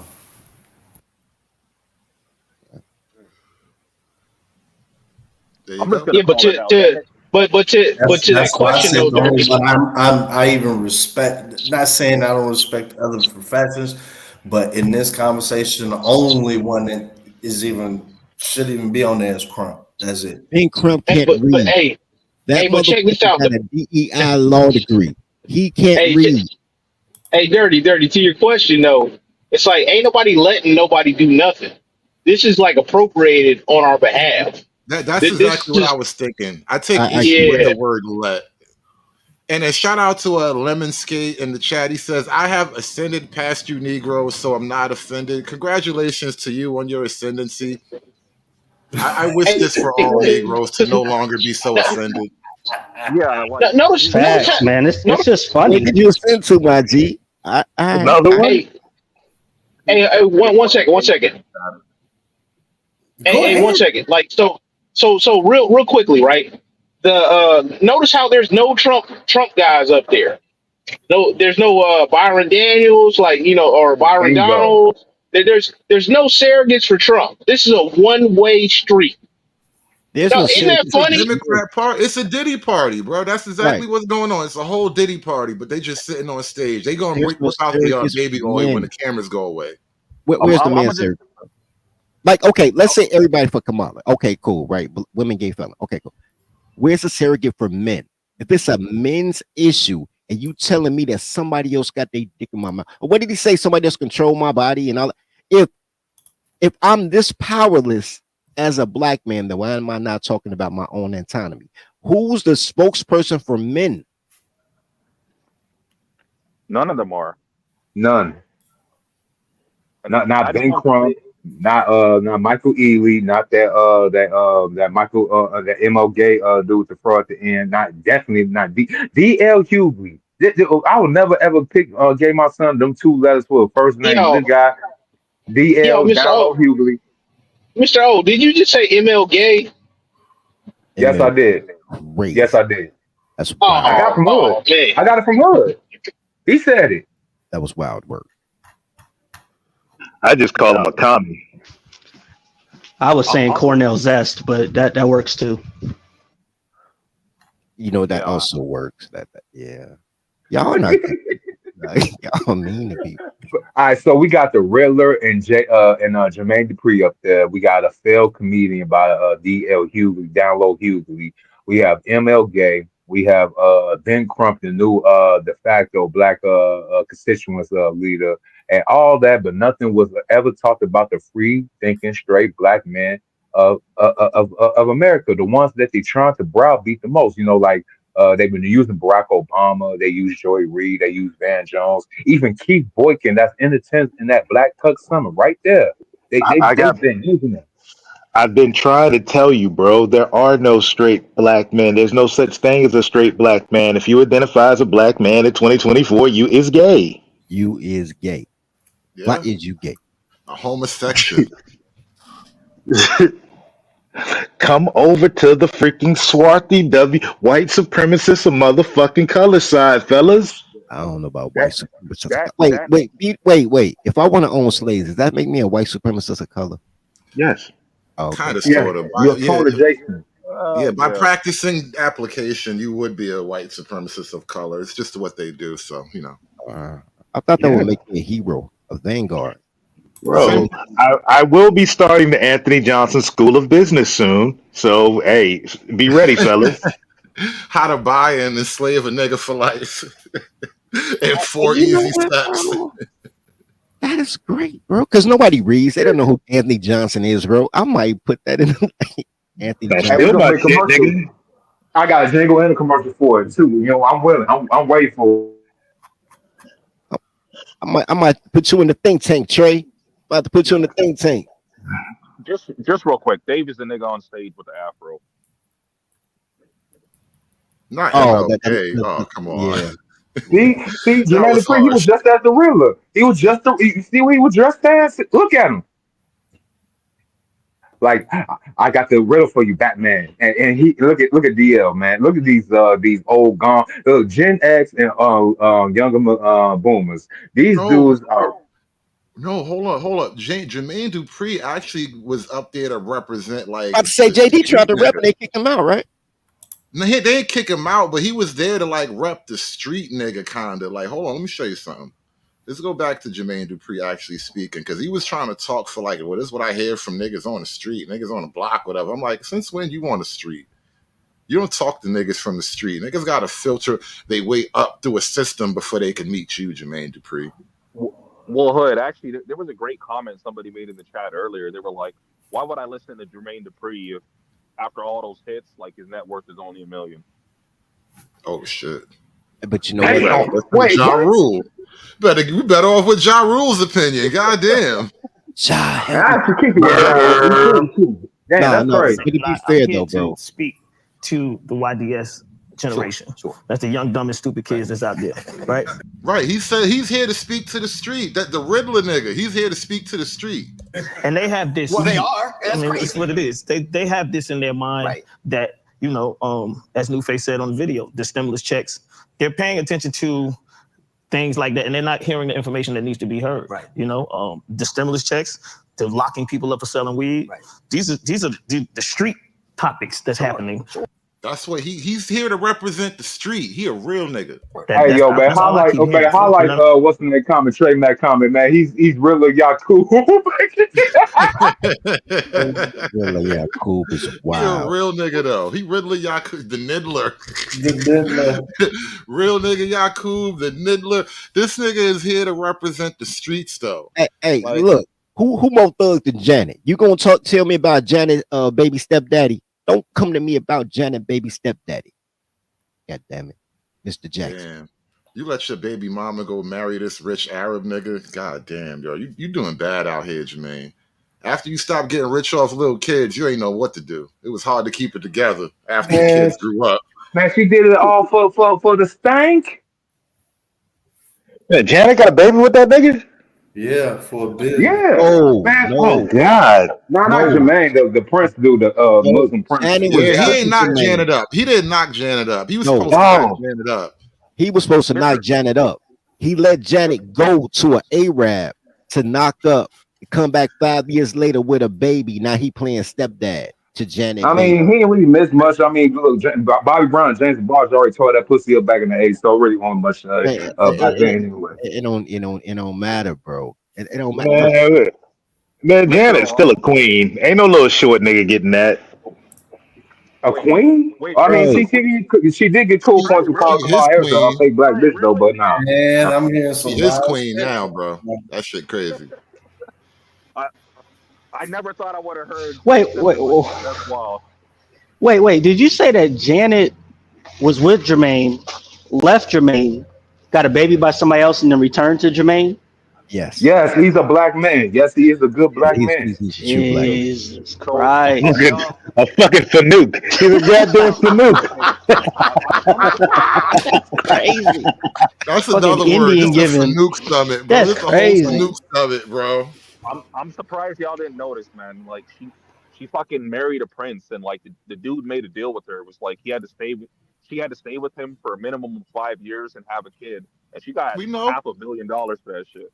We know. Look. Listen. I love Janet Jackson on some like I've been loving you since I was a little kid shit. Like I fuck with Janet on that level, but she pimped the game on that nigga. She said, "All right, I'm gonna stay in. I'm gonna get the baby, and I'm gonna leave." That bitch did her contractual obligation and went home. I ain't even mad at her. Like that's what these bitches doing now. At least she kept it on the table. Man, that nigga was like, one less Bugatti for me. Okay, I'm gonna spend 5 years to smash fucking Janet. That nigga probably had a bet with fucking Muhammad and Ahmed. Hey, y'all watch this. Watch me do this, y'all. It ain't like she ruined some nigga life who got a pension or some shit like that. Like, nah, she playing at a whole nother level. I don't even criticize that bitch.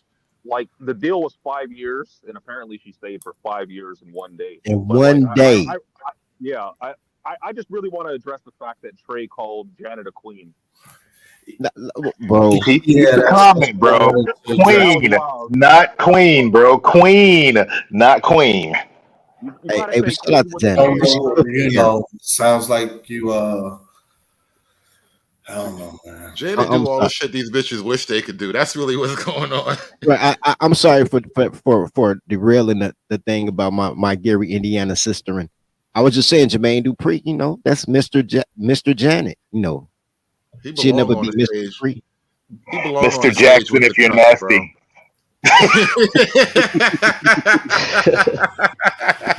Crazy, man. Hell yeah, I think this is crazy. Not one nigga look proud. Yo, that's some I was nasty noticing work, that from the man. chat. I was watching this on TV. I'm like, not one nigga on the screen looked proud at Well, all. because they're all in like angry defense mode. And this is another thing about the Democrat male position. There's nothing really to have masculine pride in. It's like you can't really get up there like, what, I defend my black woman. Like it's a weird thing. There's no real masculine glory in being a male Democrat. And so when you say like they don't look proud of what?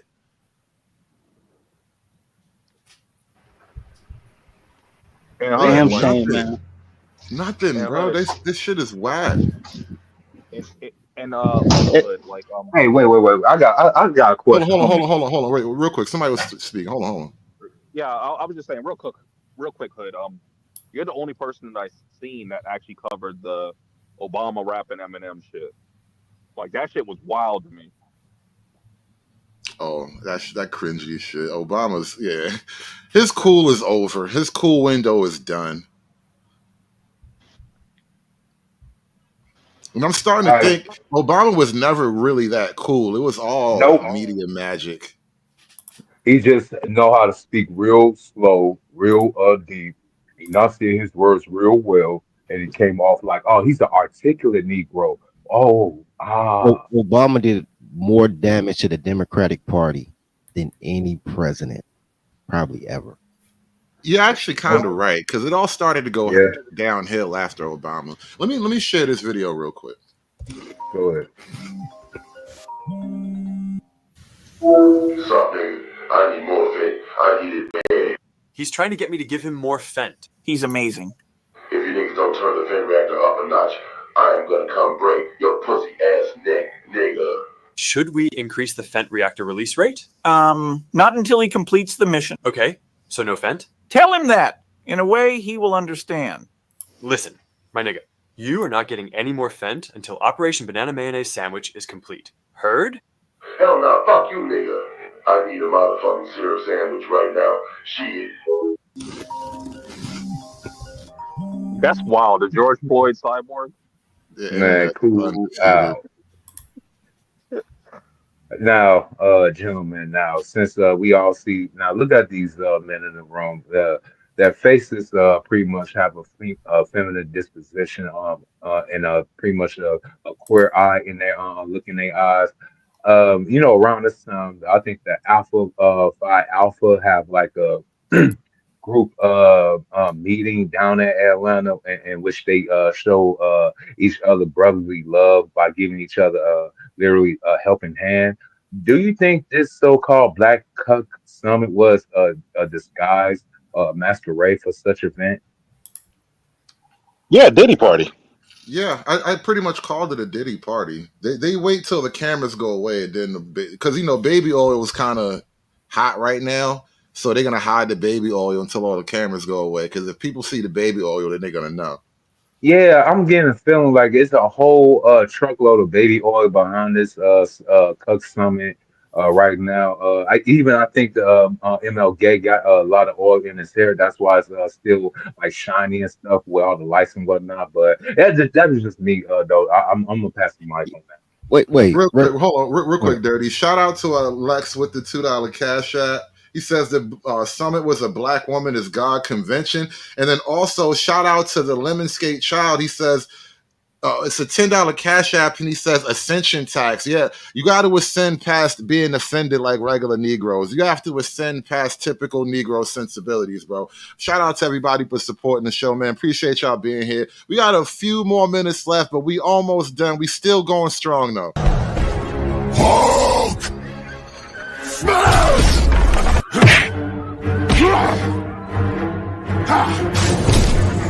Smash you! You make Hulk angry. You not like Hulk angry. Hulk no like fighting girls. Yeah, I cut you off, Dirty Folks. We about to say something. Damn, you know what? I'm glad I needed that break because I was going to say something that was not accurate. I was trying to remember what frat wasn't gay. No, somebody in the chat was like, "Why are frats so gay?" And you know what's so crazy, bro? Frats weren't always. I was going to say frats weren't always gay. Like when I went to college in the late '90s, but then I thought about it. My boy went to college in Wisconsin and came back gay. Or gay adjacent. I went to school in Georgia. I came back fine, which is crazy because that Georgia was becoming gay, but I came back fine. I don't know, bro. Early 90s, man. They weren't that bad, but you know the Qs and the Sigmas still had some decency left. The Alphas and the Kappas, I was wondering about them in the early 90s. They just seemed off. Yeah, because the Qs were the football team and the Hoopers, they was cool. But the Alphas and the Kappas was kind of sweet. They had the candy cane sticks and shit. I'm like, what's wrong? They'd always be humping and stroking them freaking sticks, man. I'd be like, nah. Bro. Yeah. Bro, it ain't that secret of a society if niggas can get in, bro, with a couple of eggs getting thrown at them. I don't know, but I don't know. I know why, because they don't pay their own bills. You are who your daddy say you are. So right now, the Semites are telling these little colored dudes that, you know, that Kamala's a real man. You are who your daddy say you are. When somebody else writes your check, and there has been no black man married to a black woman that you can trust in a long time. If they talk about loving black women, if they respect black women, if they marry a black woman, run, my nigga. There ain't been one in a long time with a no. So Hood, I'm kind of curious. What is 5, 6 days or 7 days away or something like that? What's your prediction? I think the pattern should hold. Trump's looking like he might take the popular vote and obviously take the electoral along with it. I think Trump will win, honestly. That aside, I expect shenanigans. I've been watching different places, you know, just looking at emotions and so forth. And I don't know, there's some people that they're starting not to believe anymore. It's a media you mean on the left, right? They're starting not to believe in what exactly. Well, people on the left are kind of. I'm noticing the panic and they're sweating. You know what I mean? They're thinking it's not a lock like they thought it would be. You know what the crazy part though about that is these people they'll go enjoy their lower egg prices, their lower gas prices, being able to take their families on vacations for 4 years, and the entire time they will cry about the administration. Even niggas. I mean, it's especially niggas at this point. Like, let's be real. I don't think it's especially. I think it's especially the niggas that they put on the media. I like the everyday dude who doesn't, you know, work for the county. Shit, the ones that do work. Nah, bro, I can show you, man. I'm going on a cruise with a bunch of niggas in a week, and all of them are freaking daggone lefty freaking Kamala supporters. My Mrs. MBD's freaking homegirl got us to go. All these niggas are freaking tell me something, Kamala bandwagon. Say what you just said again. No, it makes sense. He being extorted. It makes sense. Hey, Oh, but yo, I how will, about this? bro. I'm Go gonna ahead. fucking laugh my ass off because it's after election day. Oh Please, man, for the love of God, man, I just want to. I'm gonna have the smuggest smile on my face the Are you whole cruise. angry? Oh man, this is gonna be a butthurt cruise. Niggas gonna fight. Yeah. Oh, Yeah, like It's So, carnival too, man. It's oh shit, carnival. man. I wouldn't even want to go. so I got a question. When Why I do go on the all the cruise, it's former gonna be full street? of white people. I can only trust white people on the Oh water. hell no, bro! This yeah, is coming like out of Yeah, Galveston, man. This is gonna be a nigga cruise. This is gonna be big man up yeah. there. I'm taking Big that bag. Norwegian Viking cruise, man. I do not want to be on the water with you niggas. Last time a bunch of us was on the water together, that shit didn't go well. That was New York Yeah. guys. Y'all not real people, bro.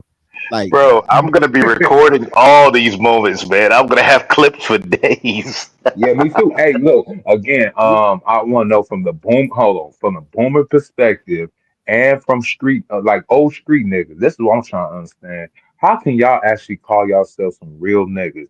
Niggas that been locked up, niggas been 10 toes to the floor in the streets, but yet y'all gonna find a way to vote for Joe Biden and Kamala Harris, the what? two biggest people that locked your black ass up, but you making the leeway for them. Well, so Mr. O, like the answer, well, not quite the full answer to your question, but Hood has played clips. I've seen other content creators also play clips. The Hood is voting for Trump. Sorry, the Hood is voting for Trump. Yeah, we see that some. I mean, we know that some hood niggas is voting for Trump, Some, but yeah. we are actually talking about the old. See, a lot of niggas still want to go under that We OG. Like I'm the OG of the hood. You know what I'm saying? yeah, we ain't talking about them old niggas. Fuck them old yeah, niggas. fuck them old niggas, bro.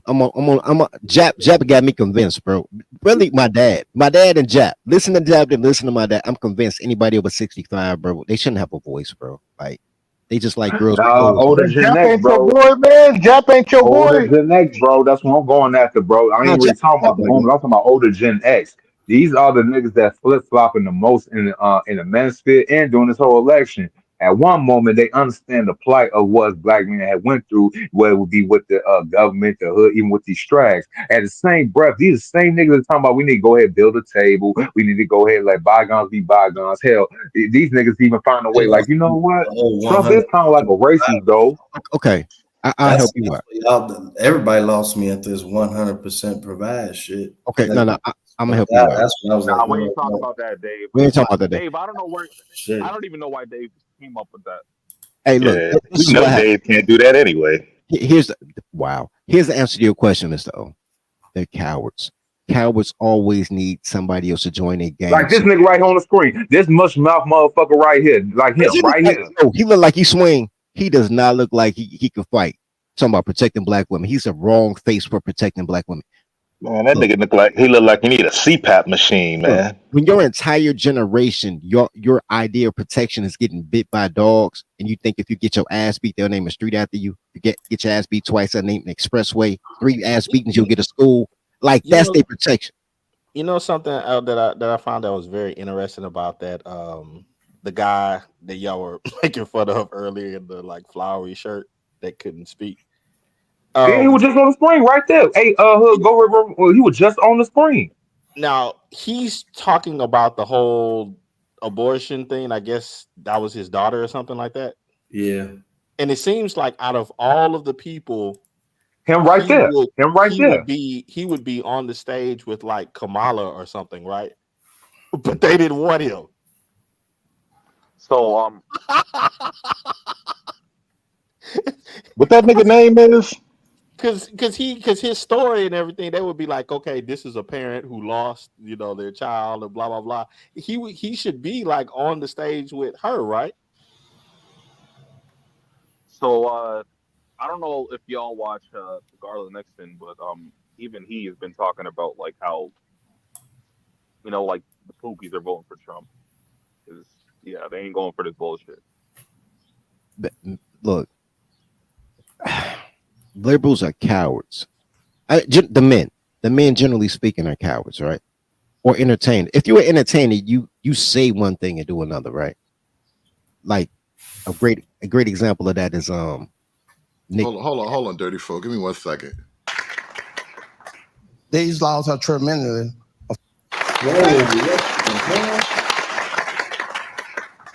These laws are tremendous. These laws are tremendous or treacherous? These laws are tremendous. Tremendous? These laws are tremendous. Hey, Dave, that's how you be sounding sometimes. I had to do it. I had to Wait, stop. hold on. We gotta figure out what did he mean, man, for So 200 Dave, pounds. Dave, Bro. they didn't want him on the national stage, Dave. Yeah, that's why, SKC. When you started talking, I knew exactly why. That it was because of that. It couldn't be tremendous because They didn't want him on the national he's stage. mad. They didn't want to bring him out as like one. Oh, you clap for the parent that lost their child or something. They didn't want to bring him out, man. Oh, he tried to say these laws are troubling me. No. Oh, see, if you got to guess, don't even. Troubling. You tried to say it again. Do it again. Do it again. They were like, nah, we gonna pass, bro. It sounded like these laws are tremendous. Whatever the fuck he said. These laws are tremendous.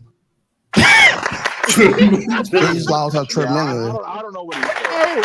Hey, These laws are tremendous. You know that if they would have used that, I could totally see Trump's team using that as like a clip, and this message has been approved by Trump. What did he mean? I'm serious, man. I'm trying to figure out what could that be. I don't know, bro. I don't know. Do it one more time, man. Well, the problem is, I think we need somebody from the South to translate what he just said.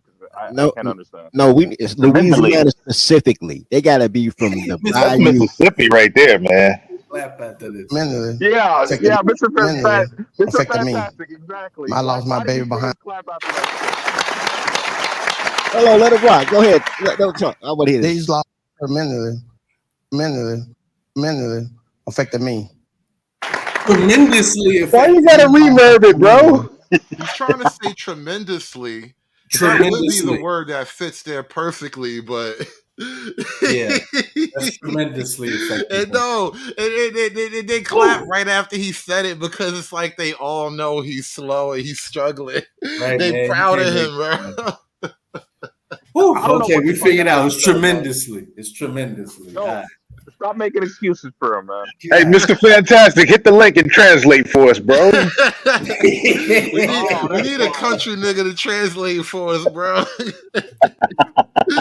This shit killing me right now, man. It is crazy because we supposed to be feeling sorry for the nigga right now. We all supposed to be like, feeling sympathy because he lost a daughter, but we can't get over this nigga language right now, man. Mentally. Witness, and he can say how to pay black people. Oh man, these laws are tremendously affected. Wrong. These laws are tremendously affected me. I lost my baby behind. See, yeah, his daughter took the kill pill and she died, and these laws have tremendously affected him. Whoa. This one, Plan B took it down. Cincinnati racism. Yeah, I wish I hadn't dropped that clip, man, because I could never find it again. I think I finally understand what he said. He said these laws are trembling. He said these laws are tremendously affected me. See, Dave, you understood him. See, I talked just the one. I knew you understood him. Fantastic, Al. He said he don't speak slave. If it was job or something, but not slave.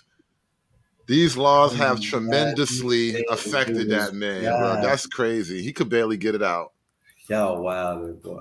Jesus I Christ. ain't wild. He said that shit. Right, don't blame me, man. I'm just here reporting the facts, bro.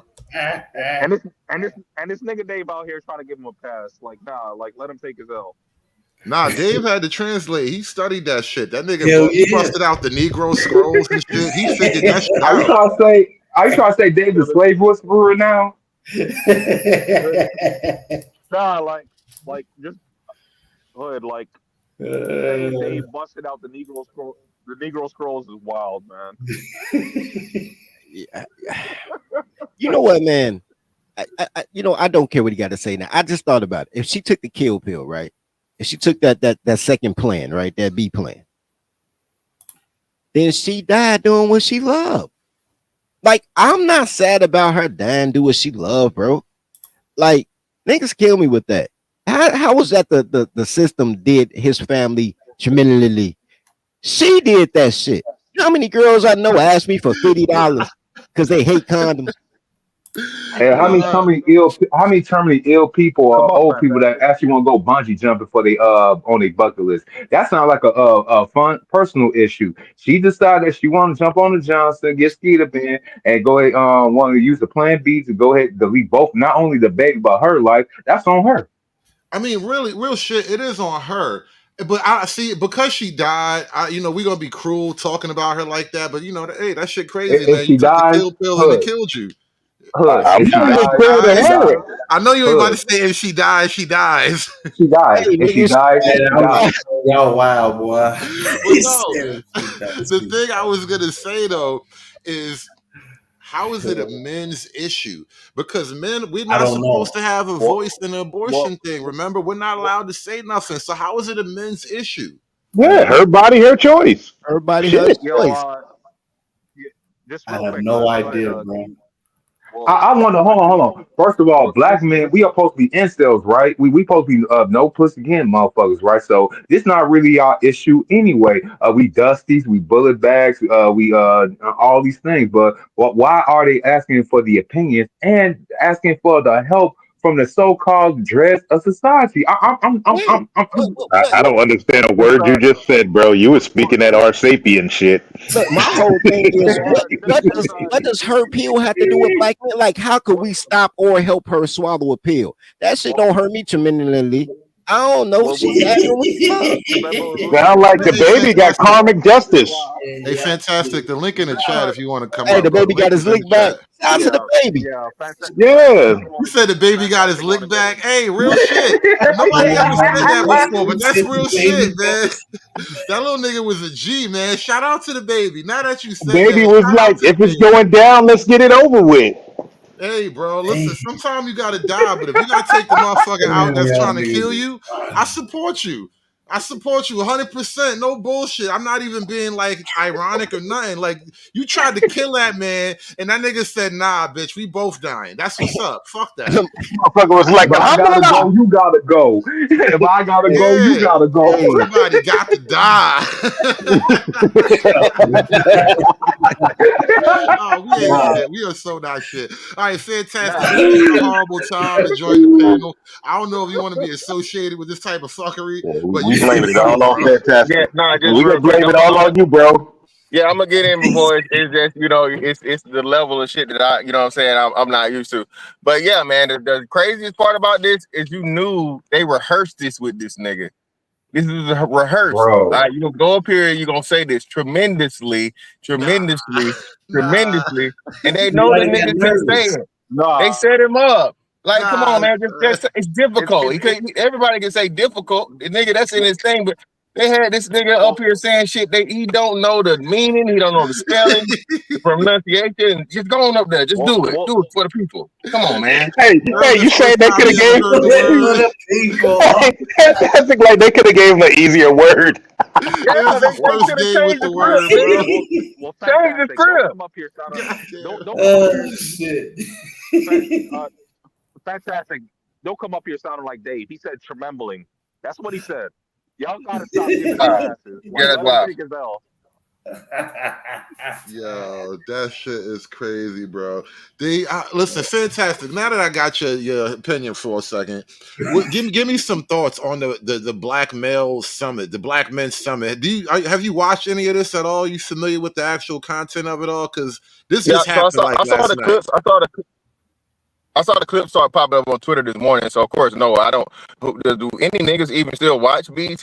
Like, does anyone under the age of, well, I guess outside of women and brotherfuckers watch BET? I don't know. I I don't even haven't watch Big watched niggas music still watch BET videos, BET? bro. in at What do least they I've do 7 watched on years. BET in about BET? 10 years. Yeah, At what do they least. do Huh? on BET, bro? I I don't have know. no idea. They do I heard award Yeah, I don't shows even with know. before. Tyler Perry. Bro, they do a award show, but they don't even hardly do it. Did y'all even see the last hip hop awards? The shit Oh, was set up like a nightclub, bro. Like they really have deplorable black culture. I mean, this shit is crazy. They took the worst aspect of black culture, in which BET used to basically broadcast the excellence and the best of black culture 20 years ago. No, they Now didn't. No, they didn't, All bro. right, 30 No, years ago, stop, 30. bro. Yeah, That's no, 30. brother, that's not 20 years ago, brother. That's 40. That's 40 years ago. When you still had 40? church on Sundays. When you could go to church, black church on BT on Yeah, Sundays, brother. Bro, you know That's that been over with BT for a and you're while. 43 years old, though. So you mean to tell me since, Yeah. bro. since BET was out like 88, bro. 88, 87 BET. 81? Well, 81, Yeah. bro. It came out in Wait, wait. 1980. Nah, fantastic, right though. Matter Early of fact, BET, 1980. early But Yeah. BET used to have Church Day, bro, and Yeah, then they they did. dropped Yeah, Yeah. that. They just gospel. straight music Yeah, video. B, It was ass and yeah, titties for church. 20 years, Yeah, bro. Yo, bro, yeah. BET You know what After I'm saying? Dark didn't You even had come on church until on after Sundays. midnight. One Yeah, at a they time. couldn't Church on even have Sundays. Hold Then on, you hold on, had hold BET on. until after One at a midnight. time. Yeah. One at a time. Fantastic. You saying something? Yeah, I say so. You had church on Sundays, then you had BET Uncut at 2 a.m. You know what I mean? You Yeah. got to have balance. yeah, that You know balance. what I'm yeah, saying? You got to That's have how it balance. was too. And then B, you had Tavis BET Smiley, Uncut. the intellectual nigga. You know what I'm saying? On whatever night that was, he was on there. And, and yeah, man, it was balanced, man. Yep. See, but that's before the woman brought it down. Because y'all remember when Johnson owned it before his wife took it, then you had balance. As soon as she took it, it was nothing but ass and titties, and then she couldn't handle it. She sold it to the Jews, so now it's part of Viacom. Viacom, yep. So now they doing whatever they want to do under the name of black because she sold it out. Because all black women sellouts. But But did you remember, like, all the shows on BET used to be family oriented? I'm not You had the patriarch, good stuff, for the most part. no, you know the weird thing? The shows were pretty eye shows. The music videos was raunchy, but the BET original programming was kind of like churchy drama ish, like for those in the Chicagoland area, like Awakening back in the day. Man, the only reason why niggas you watch BT was because of Rachel off of Planet Groove and motherfucking Rap City. Let's be real. That's No, cool. no, But no, no, no, no. Like, No, man. We used to watch the shows at night. It was an every night thing to like watch BET. They'd have some good shows up there. Yeah, it was only Common View and BT Uncut and Midnight Love. Other than that, your nigga asked before once his part came on the air, yeah, you was only watching it for Rachel and motherfucking Rap City. Let's be Teen yeah, Summit and Teen Summit on the weekend. yeah. Like, Mr. Fantastic and Mr. O, like, they're the real ones here. Like, BET Uncut was part of the reason why the niggas were still watching it. Like, y'all niggas need to stop lying. Nah, I couldn't stay up that late. you know what's so crazy, bro? According to Ace Vane, I don't know this to be true, and I don't know Ace Vane personally, but according to him, BET is Baby Boy followed by Baby Boy, with Baby Boy, and then BET Award. You know what made dudes watch No, BET? all I know is it when was I go one see thing. my mama, it's all that Tyler Perry, and I can't do none of that. It was one thing that made niggas watch BET back in the day, bro. Freestyle Fridays. Yeah. One thing part, but no, that was into the 2000s hood. We talking about the 90s. Look, before we One Six Park came in the year 2000, you niggas was only watching motherfucking Rachel Fine Jamaican ass on Planet Groove and motherfucking Rap City with gay ass Tigger. Well, nah, you know what? Because it was a sort of a little racial thing at the time. Because MTV wasn't really playing like rap. They would play some black music, but they wasn't playing rap. And Well, so you got like an hour of your MTV raps. That's all you would get on MTV. even that had it took a minute for them to even do that. That's kind of what the problem was. And so I think BET felt it fed the market for like black music stuff like that.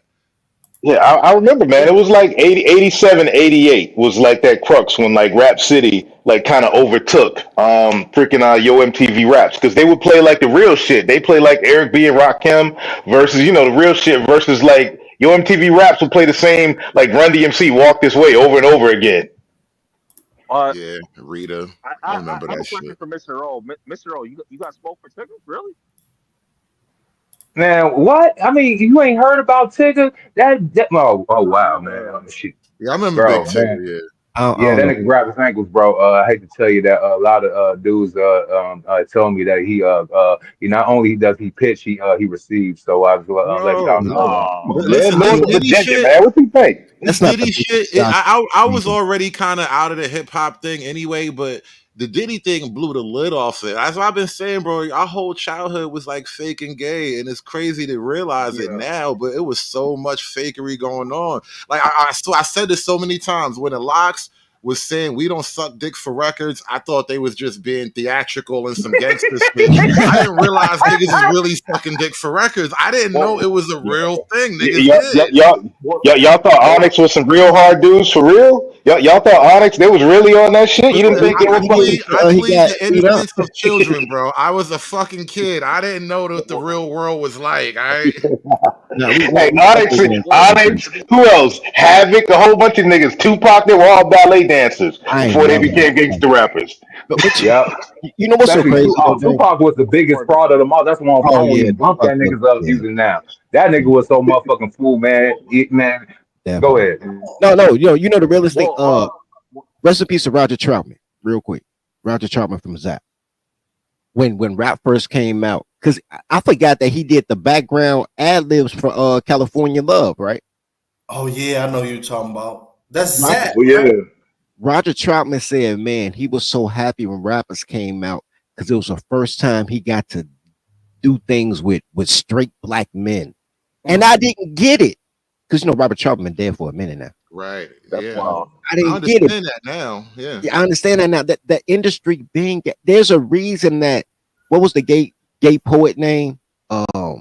Langston Hughes. Langston fucking Hughes. Yep, you had it right. Like, all them niggas, matter of fact, all them niggas from Harlem Renaissance was gay, man. Alan Rogers, Hughes, all of them. They didn't tell you that when you were in English class and history class learning about this shit. You had to write reports on it and all that. You got to find you have out to later. read it. No, you have to read. Now, if you read that shit, if you read Langston Hughes' fucking poems, all gay type of shit have been there. Hey, but real quick, Dirty. I got a question for Dirty. Bro, you really think the world-class wrecking crew, you think they won't sucking dick?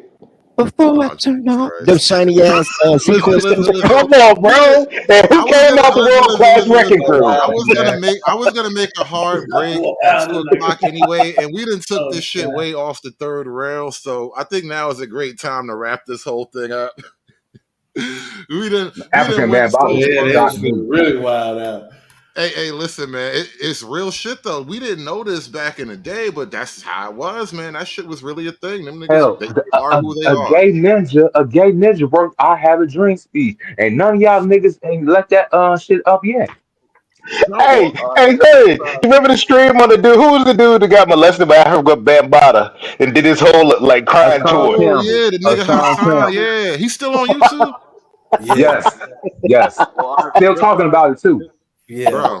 Listen, man. Anyway, like I said, we done totally contaminated this otherwise pure show, but we gotta wrap this shit up because I had to make a break at 2:00 anyway, man. I thank y'all for coming out today. We had to review the BET Cuck Summit, and it was basically women and gays. So it's not we didn't totally ruin the pure show. I guess it had to be this way. It really did. It just had to be this way. You can't have gay without having minstrels, bro. We ended on a minstrel to be fair, bro. You can't have without having a minstrel, bro. Yeah, it is what it is, man. Yeah, Tremembly. Okay, right. Let's remember this word. Remember that. Hey, clip that. Put that set up for later. Oh my God! Listen, I got it right, yo. Yeah, I appreciate y'all hanging out with me, man. Thank y'all for coming through. Thank y'all for donating to the stream. Thank everybody who's been following the show. We like growing the family a lot lately. The numbers been real strong lately. Thank all of y'all new folks for coming through. Like the video, like, share, and subscribe. I will catch y'all on the next one, man. Peace, y'all. It's done. It's done. It's done. It's done. It's done. It's done.